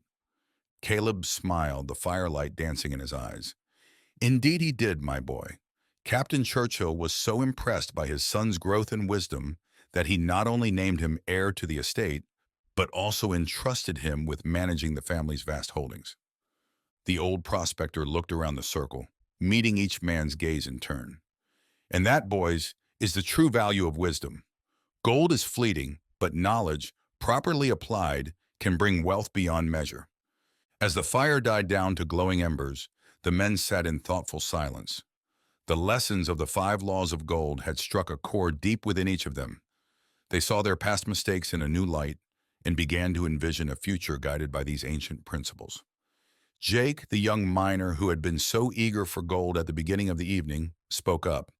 Mr. Wilson, I reckon I owe you an apology. I'd have chosen the gold over the clay tablet, and I'd have been a fool for doing so. Thank you for sharing this tale with us. Caleb nodded, a paternal warmth in his eyes. No need for apologies, my boy. We all start out green, thinking we can bend the world to our will. But true wisdom comes from learning from our mistakes and the mistakes of others. As the men prepared to turn in for the night, Caleb had one final piece of advice. Remember, boys, these laws aren't just about money. They're about living a life of purpose and foresight. Whether you're panning for gold in the streams or working a claim in the mines, let these principles guide you. For in the end, it's not the gold in your pockets that defines you, but the wisdom in your heart and the strength of your character. With that, the old prospector stretched out on his bedroll, pulling his hat down over his eyes. The men followed suit, each lost in his own thoughts as they drifted off to sleep under the vast Arizona sky. As dawn broke over the Tombstone hills, painting the desert in shades of pink and gold, the men rose with a new sense of purpose. They broke camp efficiently, their movements guided by a fresh understanding of the value of diligence and foresight. Jake, loading his pack onto his horse, caught Caleb's eye. Mr. Wilson, he said, his voice filled with determination, I want you to know that I'm going to start following these laws today. I reckon it's time I started thinking about more than just the next big strike. Caleb clapped the young man on the shoulder, a proud smile crinkling the corners of his eyes. That's the spirit, Jake. Remember, the real treasure isn't just in the gold you find, but in the wisdom you gain along the way. As the group mounted up and began their journey back to Tombstone, the rising sun glinted off the rocky terrain as if the very land was reminding them of the golden opportunities that lay ahead. They rode towards town, not just as prospectors and miners, but as men armed with the timeless wisdom of the 5 laws of gold, ready to forge their destinies in the wild frontier of Arizona.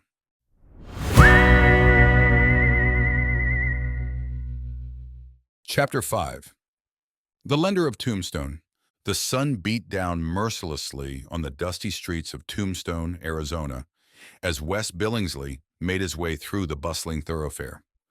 The year was 1878, and the silver boom had transformed this once quiet corner of the desert into a thriving frontier town. The air was thick with the scent of leather, horse sweat, and the acrid smoke of smelting furnaces. Wes, a burly man with calloused hands and a face weathered by years of working the forge, walked with a purpose that belied his usual easygoing nature. His leather apron was still cinched around his waist, a testament to the long hours he'd spent at his blacksmith shop. But today was different. Today, Wes Billingsley was a man with gold in his pocket and uncertainty in his heart. As he passed the Crystal Palace Saloon, the tinny notes of "Oh, Susanna" drifted out onto the street, mingling with the raucous laughter of miners and cowboys. Wes barely noticed. His mind was consumed by the weight of the 50 gold pieces tucked safely in a leather pouch beneath his shirt. It had been just yesterday when the judge had presented him with the gold, a reward for designing a new spear point for the Royal Guard. The memory of that moment still felt surreal. Wes had always taken pride in his craft, but never had he imagined it would bring him such a windfall. Now, as he approached the modest building that housed Mr. Matthew Bexton's office, Wes felt a mix of excitement and trepidation. Bexton was known throughout Tombstone as a lender of gold and a dealer in jewels, a man of wisdom when it came to matters of finance. Wes hesitated at the door, his hand hovering over the brass knocker. The sound of a passing stagecoach momentarily drowned out the constant din of the town.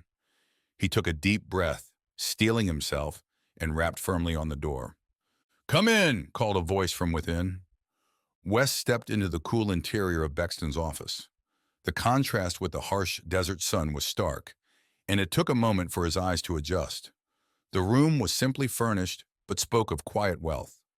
A large oak desk dominated the space, its surface covered with ledgers and curious objects that Wes couldn't quite identify.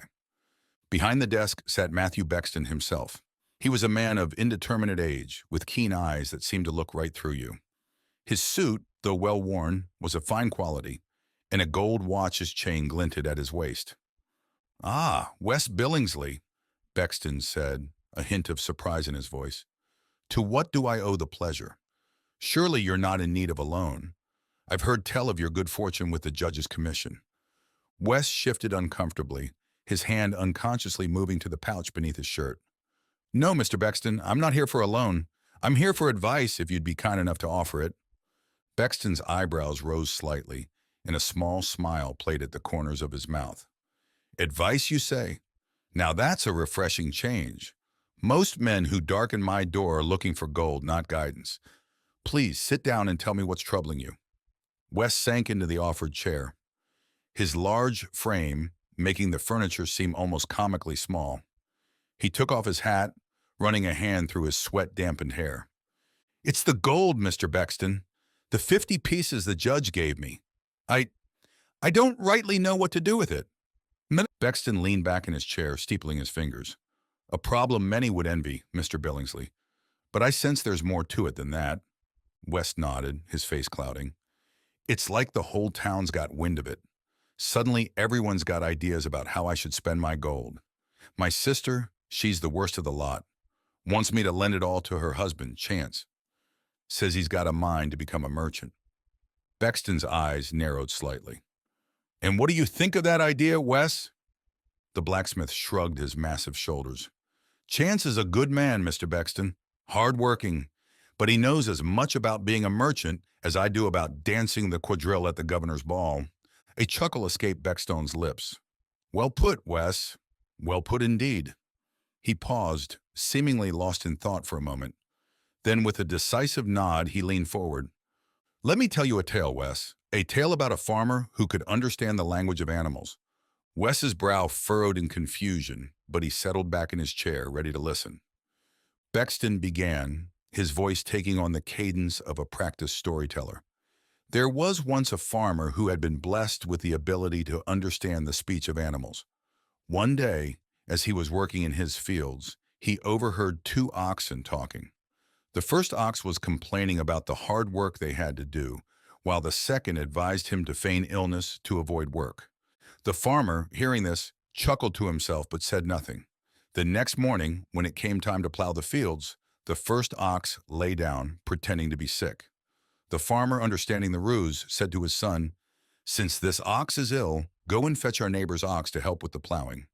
The ox, realizing his plan had backfired, quickly got to his feet and said, "No need, master. I'm feeling much better now." The farmer laughed and said, "I'm glad to hear it. Now get to work." Bexton paused, letting the story sink in. Wes sat quietly, trying to decipher the meaning behind the tale. "You see, Wes," Bexton continued, "the moral of this story is clear. We should be ready to help our friends, but we shouldn't take their burdens upon ourselves. Your sister's husband's dream of becoming a merchant is his burden to bear, not yours." Wes nodded slowly, understanding dawning in his eyes. So you're saying I shouldn't lend Chance the gold? Bexton held up a cautioning hand. I'm saying you should be very careful about how you use your gold, Wes. Lending money, especially to family, is a delicate matter. Tell me, does Chance have any experience as a merchant? Wes shook his head. None that I know of.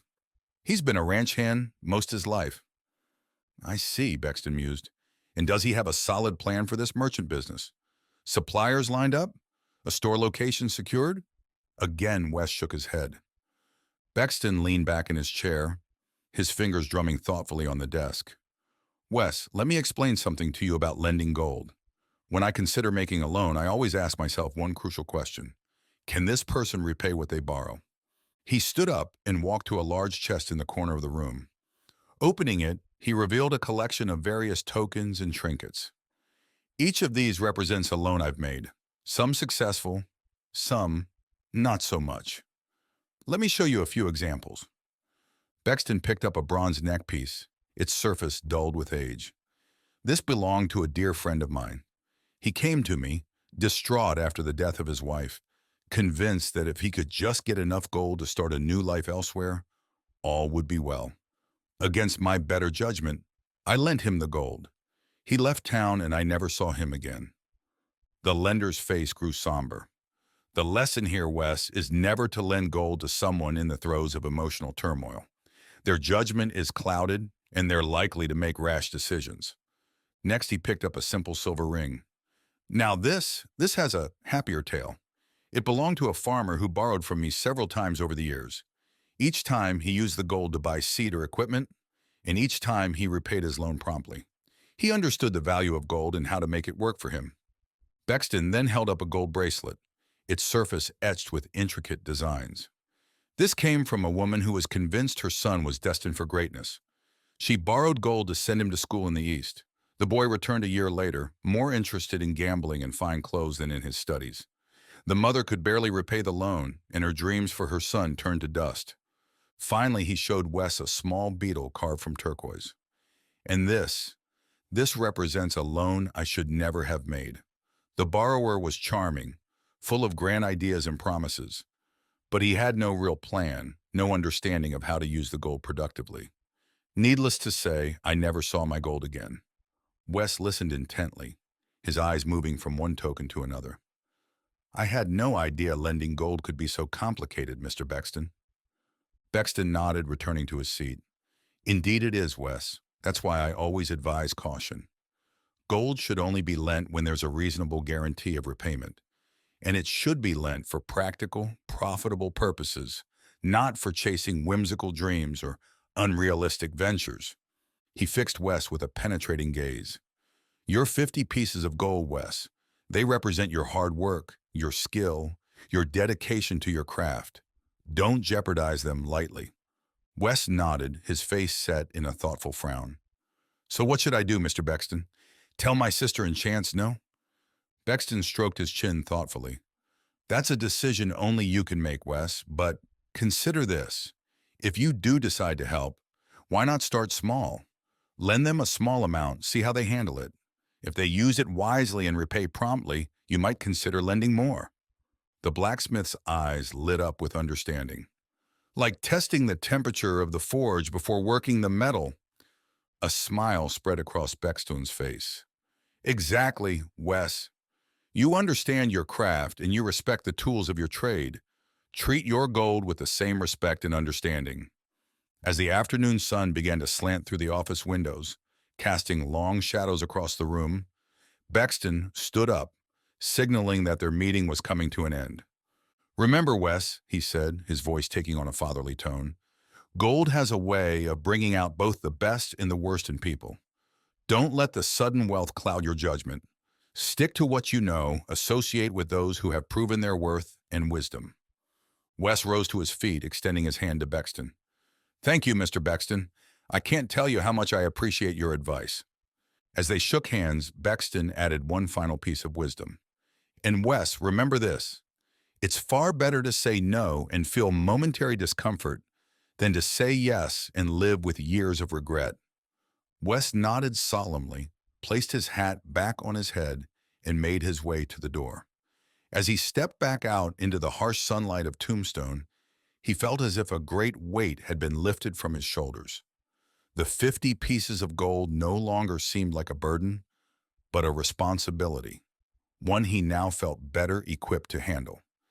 As he walked back towards his blacksmith shop, the sounds of Tombstone washed over him.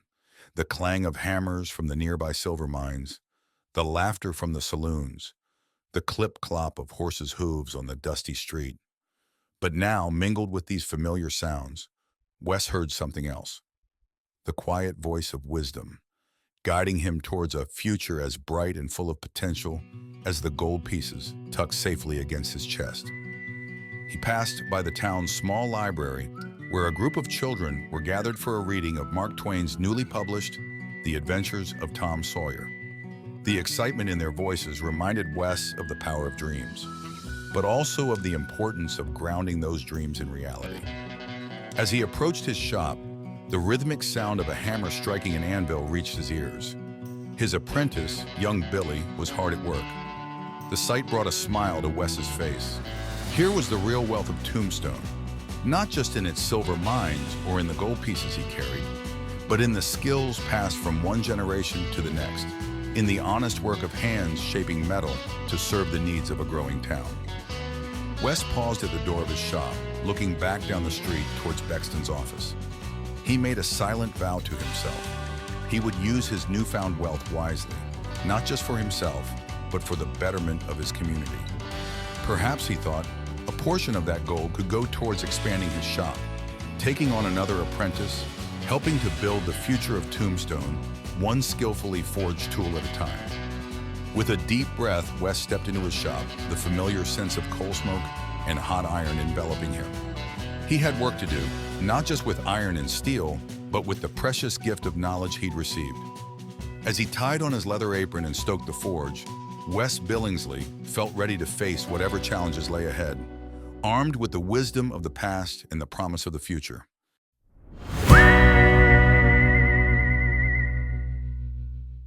Chapter 6. The Fences of Tombstone. The Arizona sun hung low on the horizon, casting long shadows across the dusty streets of Tombstone.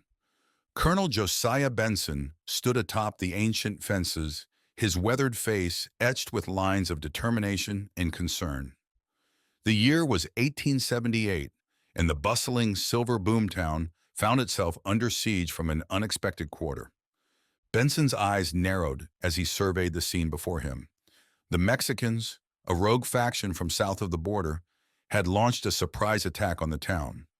The main bulk of Tombstone's defenders were away on an expedition, leaving the colonel and a handful of deputies to protect the town. The air was thick with the acrid smell of gunpowder and the metallic tang of blood. The rhythmic thud of battering rams against the gates below mixed with the sharp crack of rifle fire. Benson's men, a motley crew of miners, cowboys, and shopkeepers, turned defenders, fought valiantly to hold the fences. As he stood guard at the passageway to the top of the fences, Benson could hear the desperate cries of the citizens below. The town that had sprung up almost overnight, fueled by silver dreams and frontier spirit, now faced its greatest test. "Colonel! Colonel Benson!" a voice called out from the bottom of the stairs. An elderly merchant, his face pale with fear, climbed laboriously towards him. "What news of the battle?" "My store. My wife. She's too old to flee." "Get to the courthouse!" Benson placed a reassuring hand on the man's shoulder. "The courthouse will hold, Mr. Hawkins. General Grant himself couldn't have built stronger fortifications. Your goods and your wife are safe within those walls." The merchant nodded, his eyes brimming with unshed tears, before making his way back down to the anxious crowd below. No sooner had he departed than a young woman, heavy with child, approached. Her face was streaked with tears and dust. "Colonel, my husband, he's wounded, fighting on the eastern wall. Will the baby and I—" "Ma'am," Benson interrupted gently, "go to your husband. Tell him the courthouse will hold. Tell him to fight for you, for your child, for Tombstone. Those walls have stood for years, and they'll stand for centuries more." As she turned to leave, a small girl, no more than 7 or 8, tugged at Benson's coat. Her eyes were wide with terror. "Mister," she whispered, "I'm scared. The noise, and I saw men bleeding. Are we going to die?" Benson knelt down, bringing himself eye level with the child. In the distance, he could hear the strains of a piano from the Crystal Palace Saloon, incongruously playing Home Sweet Home amidst the chaos. "What's your name, little one?" "Sarah," she replied, her voice barely audible above the din of battle. "Well, Sarah, do you know who built this courthouse?" The girl shook her head.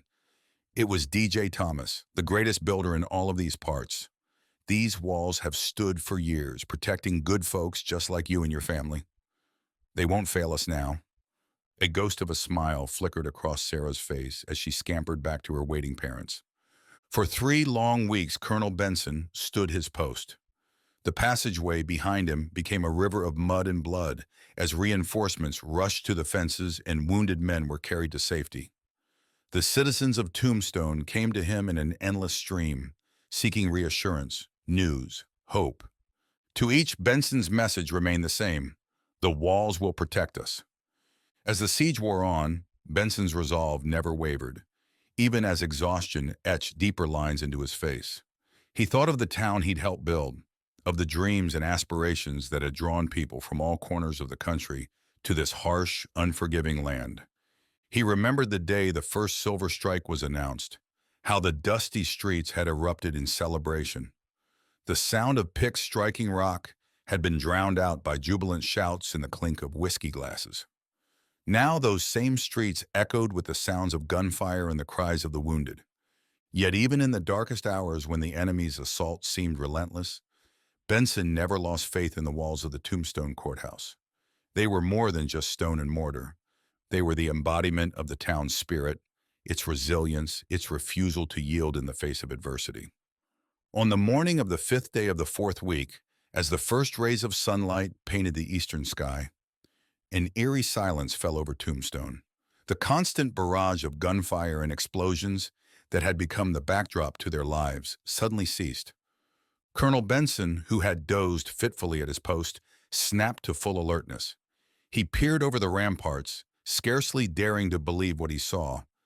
The Mexican forces were retreating, great clouds of dust rising in their wake as they rode south.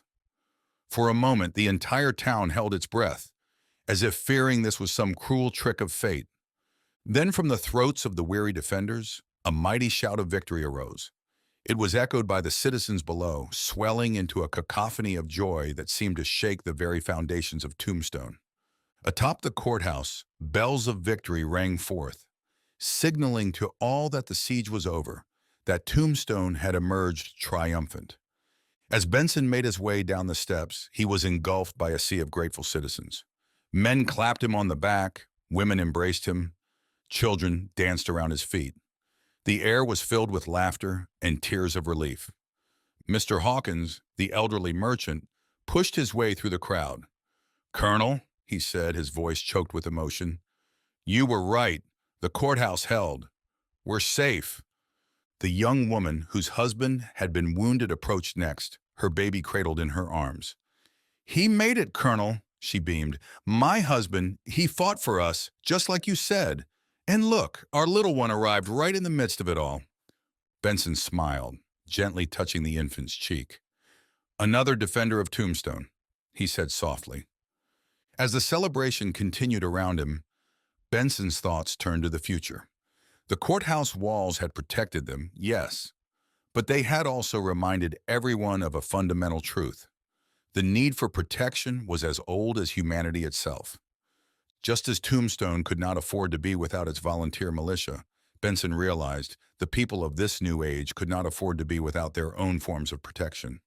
Whether it was the security of a well-stocked root cellar, a sturdy safe for valuables, or the more modern concepts of insurance and savings accounts, the principle remained the same. The walls of the Tombstone courthouse had stood firm against the assault, but they had done more than just repel an enemy. They had given the people something to rally around, a symbol of their collective strength and resilience. As the sun climbed higher in the sky, bathing Tombstone in its warm glow, Colonel Josiah Benson looked out over the town he had helped defend.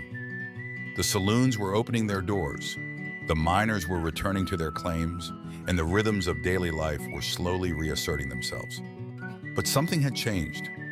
In the faces of the townspeople, Benson saw a new determination, a deeper appreciation for the community they had built together. The siege had tested them, but it had also united them in ways they had never imagined. In the years to come, as Tombstone continued to grow and prosper, the story of the Great Siege would be told and retold. It would become part of the town's lore, a testament to the strength of its protection and the courage of its people. And always at the heart of the tale would be the steadfast figure of Colonel Benson, the man who had stood guard on the courthouse steps, offering hope and reassurance to a town under siege. His unwavering belief in the protection offered by those walls had become a metaphor for the security and stability that all people seek in their lives. As Benson made his way through the celebrating crowd towards his home, he paused for a moment, looking back at the courthouse that had saved Tombstone. In that moment, he knew that the true strength of any community lay not just in its physical defenses, but in the bonds between its people, in their shared experiences and common purpose. Tombstone had held, and in doing so, they had reaffirmed an ageless truth, that with faith, perseverance, and the right protections in place, even the most daunting challenges could be overcome.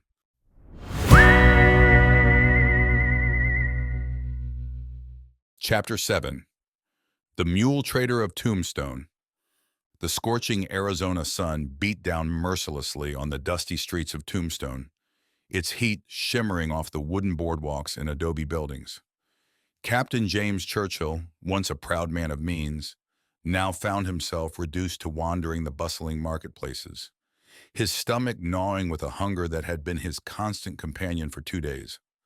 The enticing aromas of sizzling meats and freshly baked bread wafted through the air, a cruel reminder of his desperate situation. Churchill's weathered face, once handsome and full of vigor, now bore the haggard look of a man beaten down by circumstance.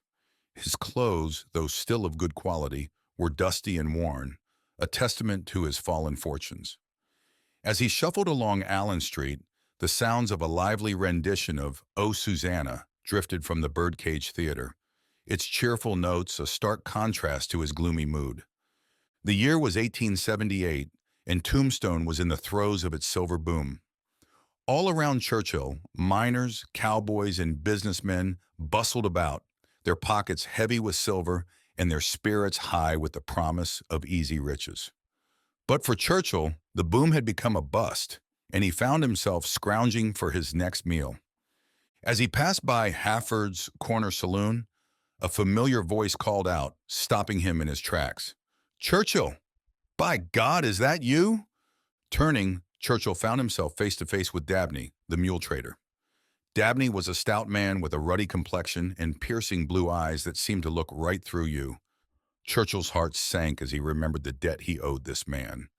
2 pieces of copper and 1 of silver, a sum that now seemed as unattainable as the moon.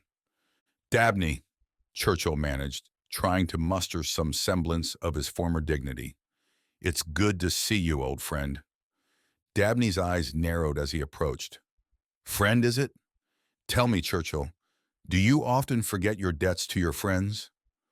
Churchill's shoulders sagged under the weight of shame and hunger. "Dabney, I apologize. I've fallen on hard times, as you can see. I have no means to repay you at present, but I assure you, as soon as I'm able."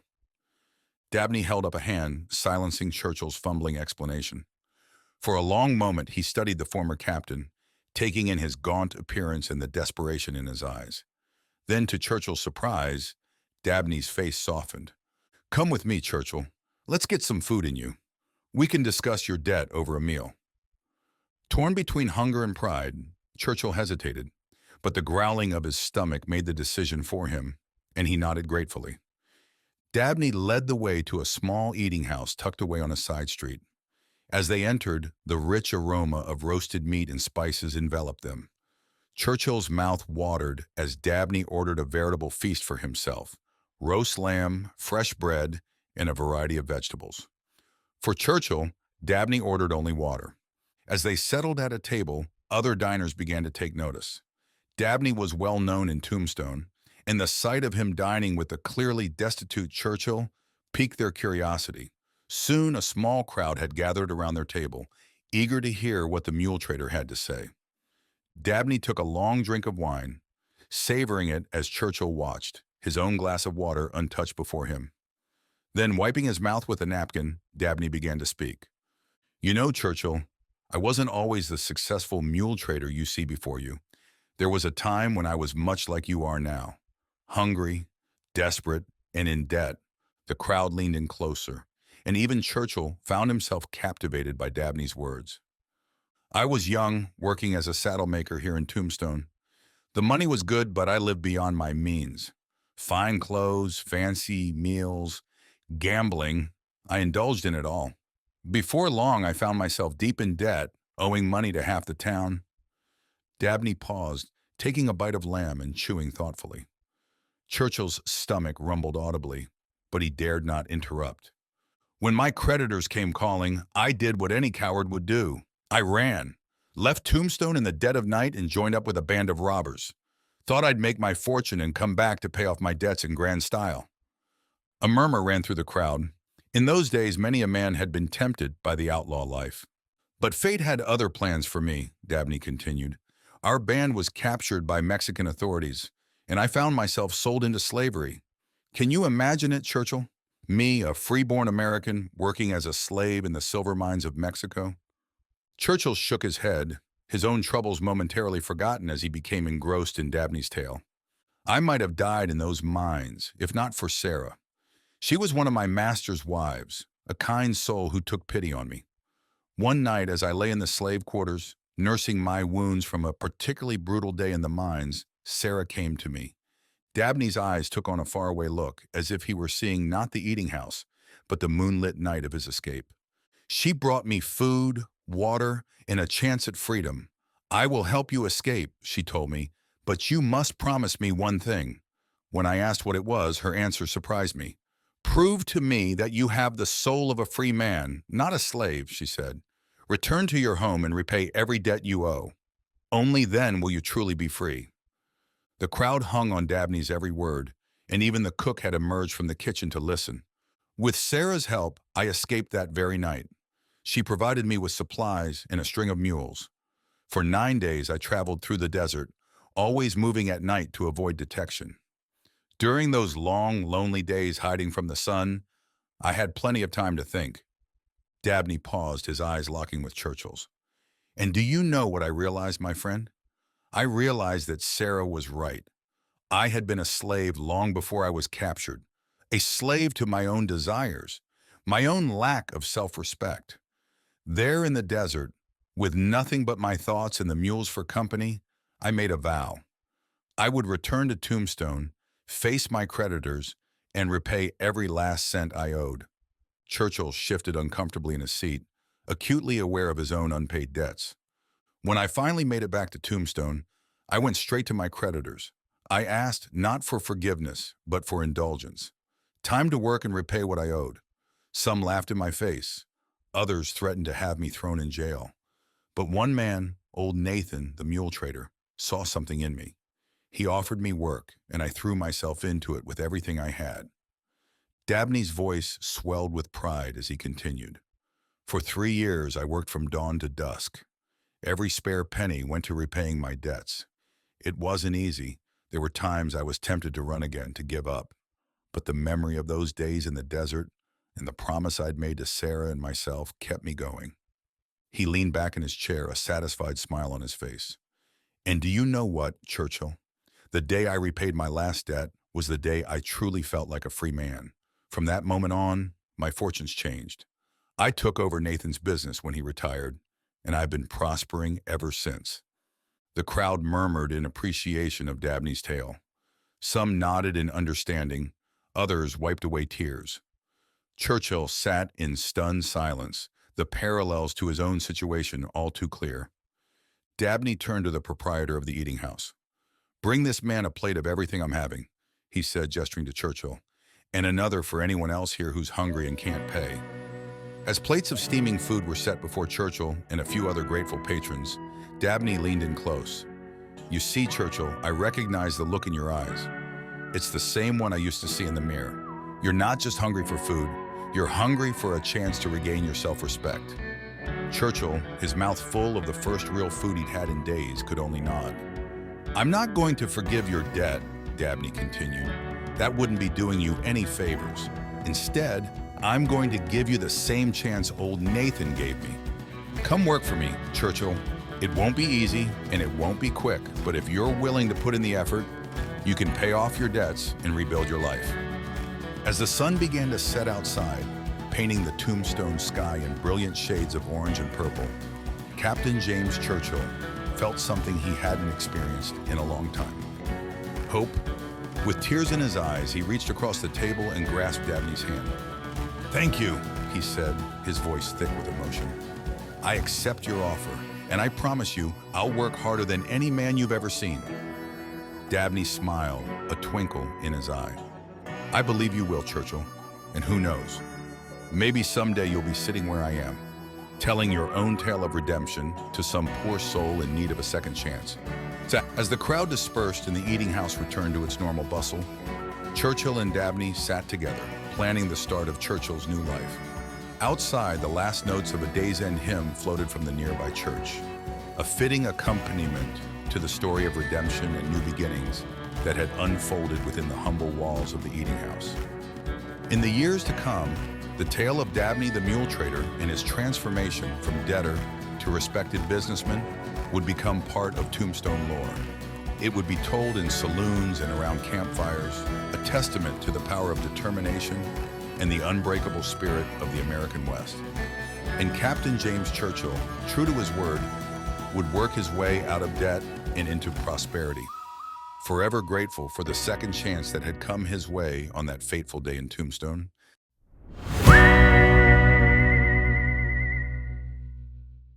Chapter 8. The Redemption of Dabney.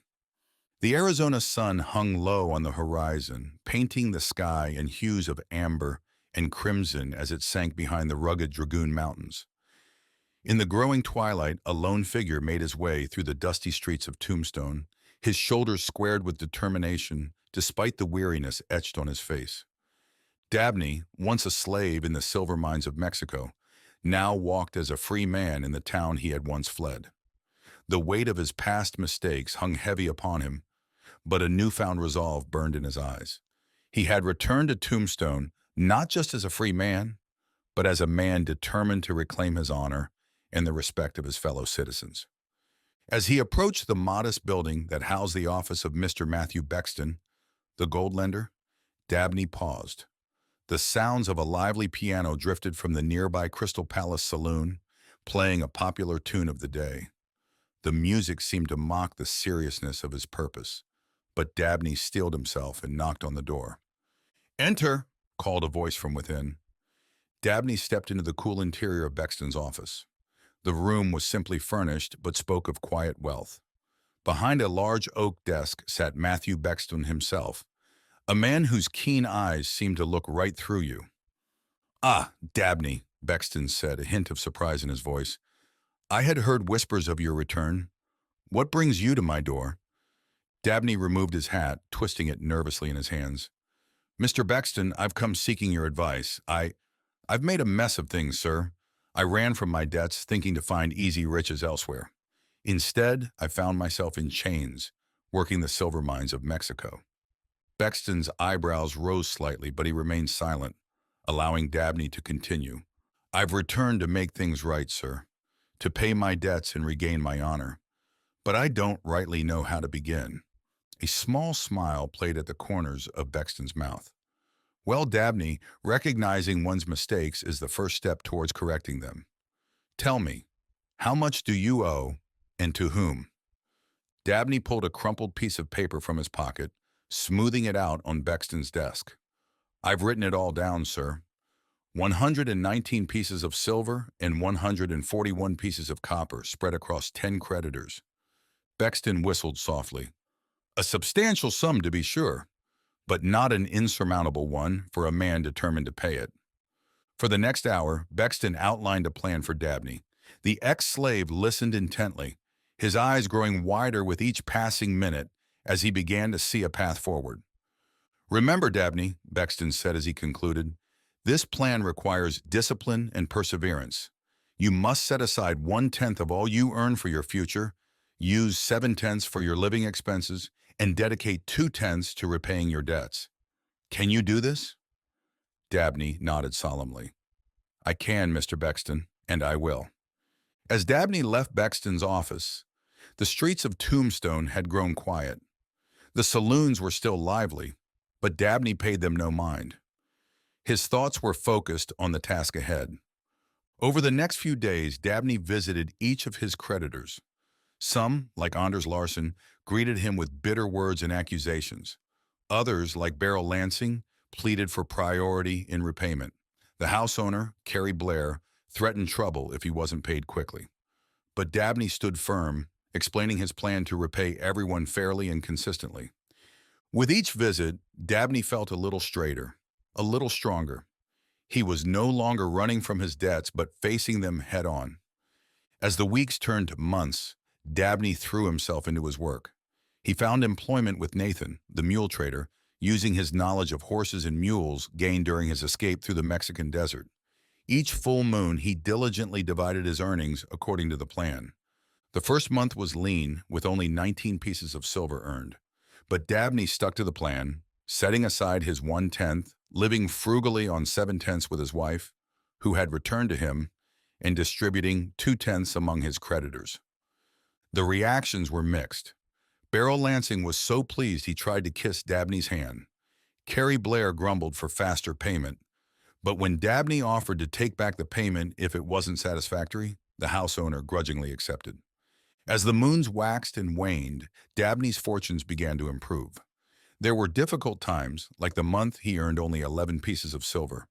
But there were also triumphant moments, like when he intercepted a fine herd of mules and earned 42 pieces of silver in a single month.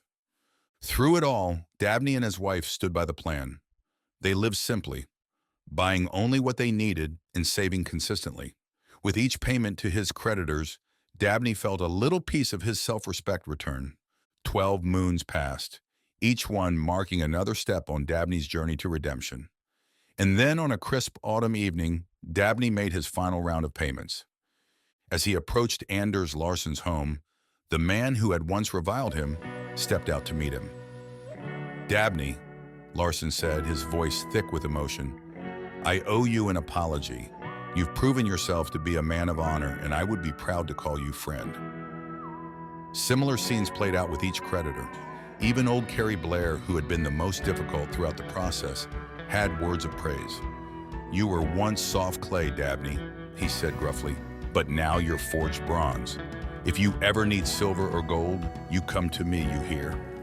As the sun set on that momentous day, Dabney and his wife sat in their small but comfortable home. On the table before them sat a small pile of gold and silver coins, Dabney's savings, accumulated over the past year. "We did it," his wife said softly, tears glistening in her eyes. Dabney nodded, his own eyes moist. "We did, but we're not finished yet. This plan is not just for paying debts, it's for building a future. And that's what we're going to do." As night fell over Tombstone, the sound of celebration drifted from the saloons and dance halls. But in one small home, a different kind of celebration was taking place. It was quiet, marked not by boisterous laughter or clinking glasses, but by the soft jingle of coins in a purse and the contented sighs of two people who had weathered a storm and come out stronger on the other side. Dabney, once a slave, once a debtor, now stood as a free man in every sense of the word.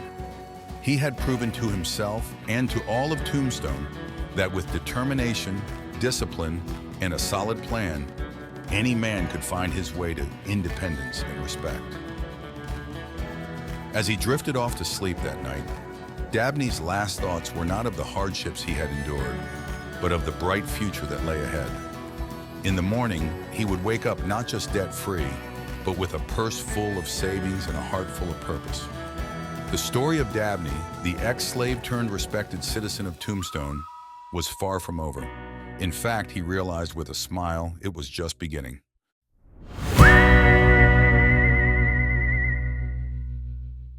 Chapter 9. The Luckiest Man in Tombstone. The sun hung low on the horizon, painting the Arizona sky in hues of gold and crimson as Sam Nelson's caravan approached Tombstone. The year was 1878, and the once quiet mining camp had grown into a bustling frontier town, its promise of silver riches drawing fortune seekers from all corners of the country. Sam Nelson, a man of 50 with a face weathered by years of desert sun and hard work, sat tall in the saddle of his sturdy mule. His clothes, though dusty from the trail, were of fine quality, marking him as a man of means. But it was the keen intelligence in his dark eyes that truly set him apart, hinting at a lifetime of hard-won wisdom.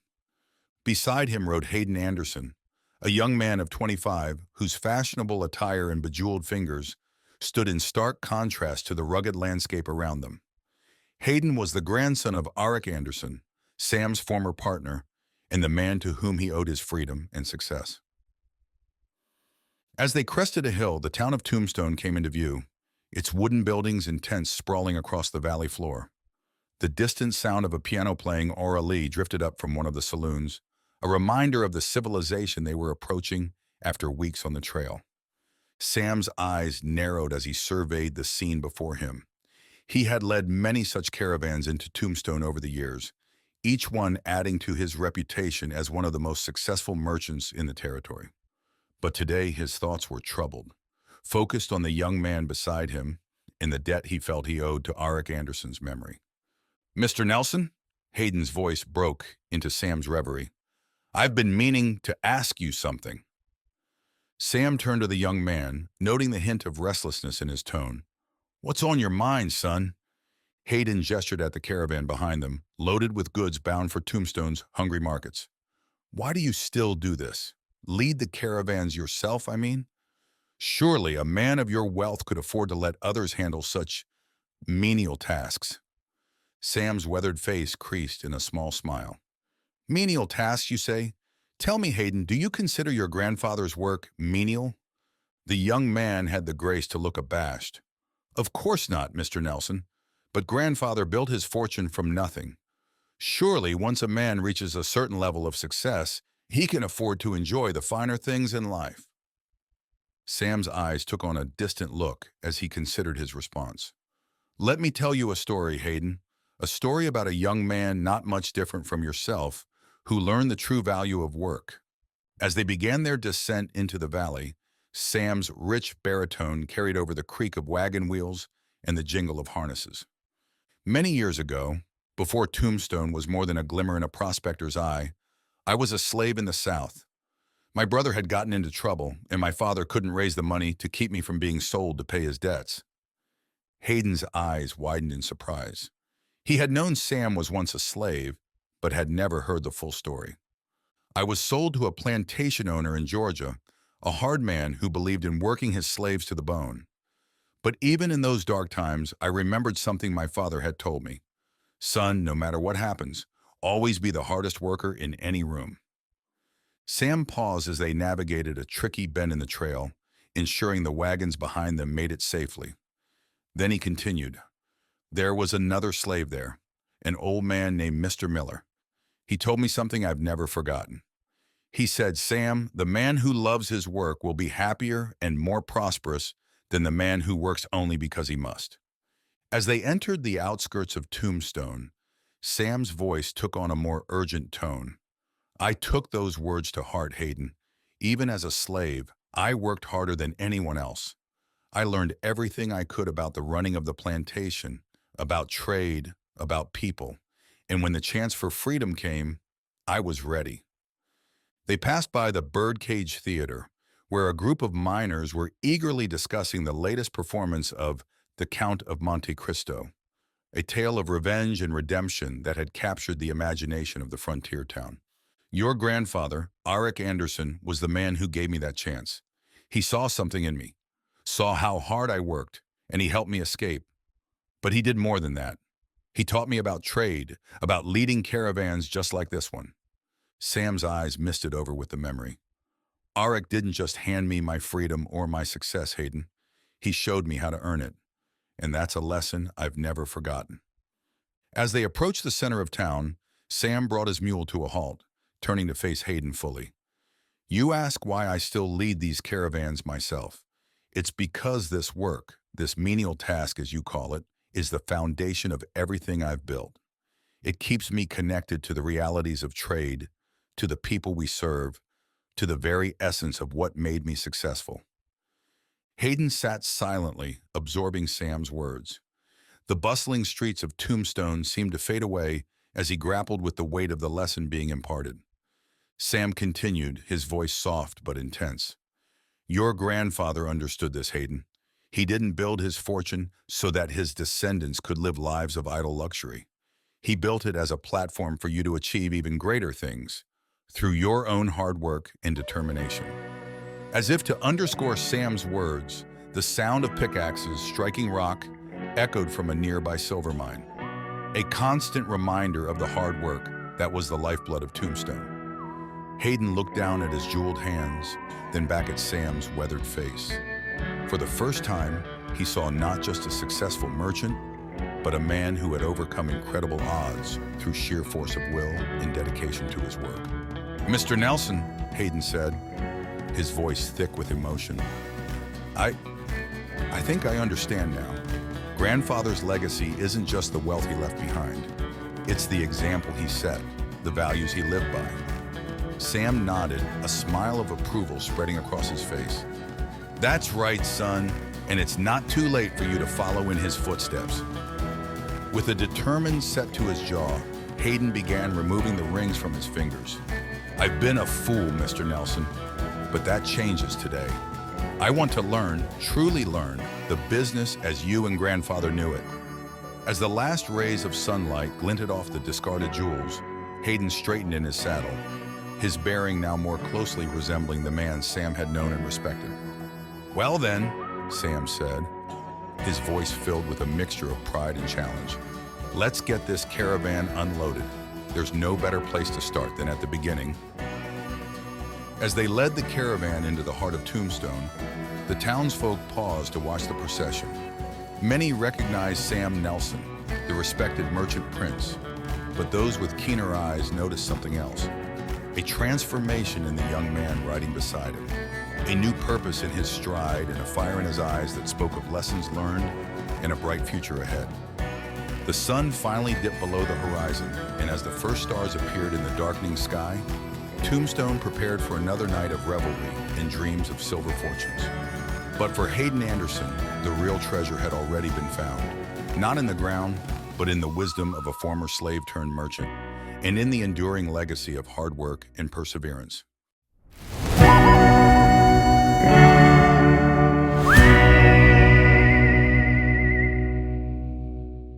We hope you have enjoyed this audiobook. Thanks for listening. If you liked this, you might try some of our other audiobooks, such as The Art of War 2024, Sun Tzu's timeless classic reimagined as a series of modern-day conversations between a father and son, or Jane Eyre, reimagined in the style of Margaret Atwood, or Pride and Prejudice in the style of Carolyn Brown. Subscribe to our channel and hit the notification bell to find out as soon as new classic books reimagined are released.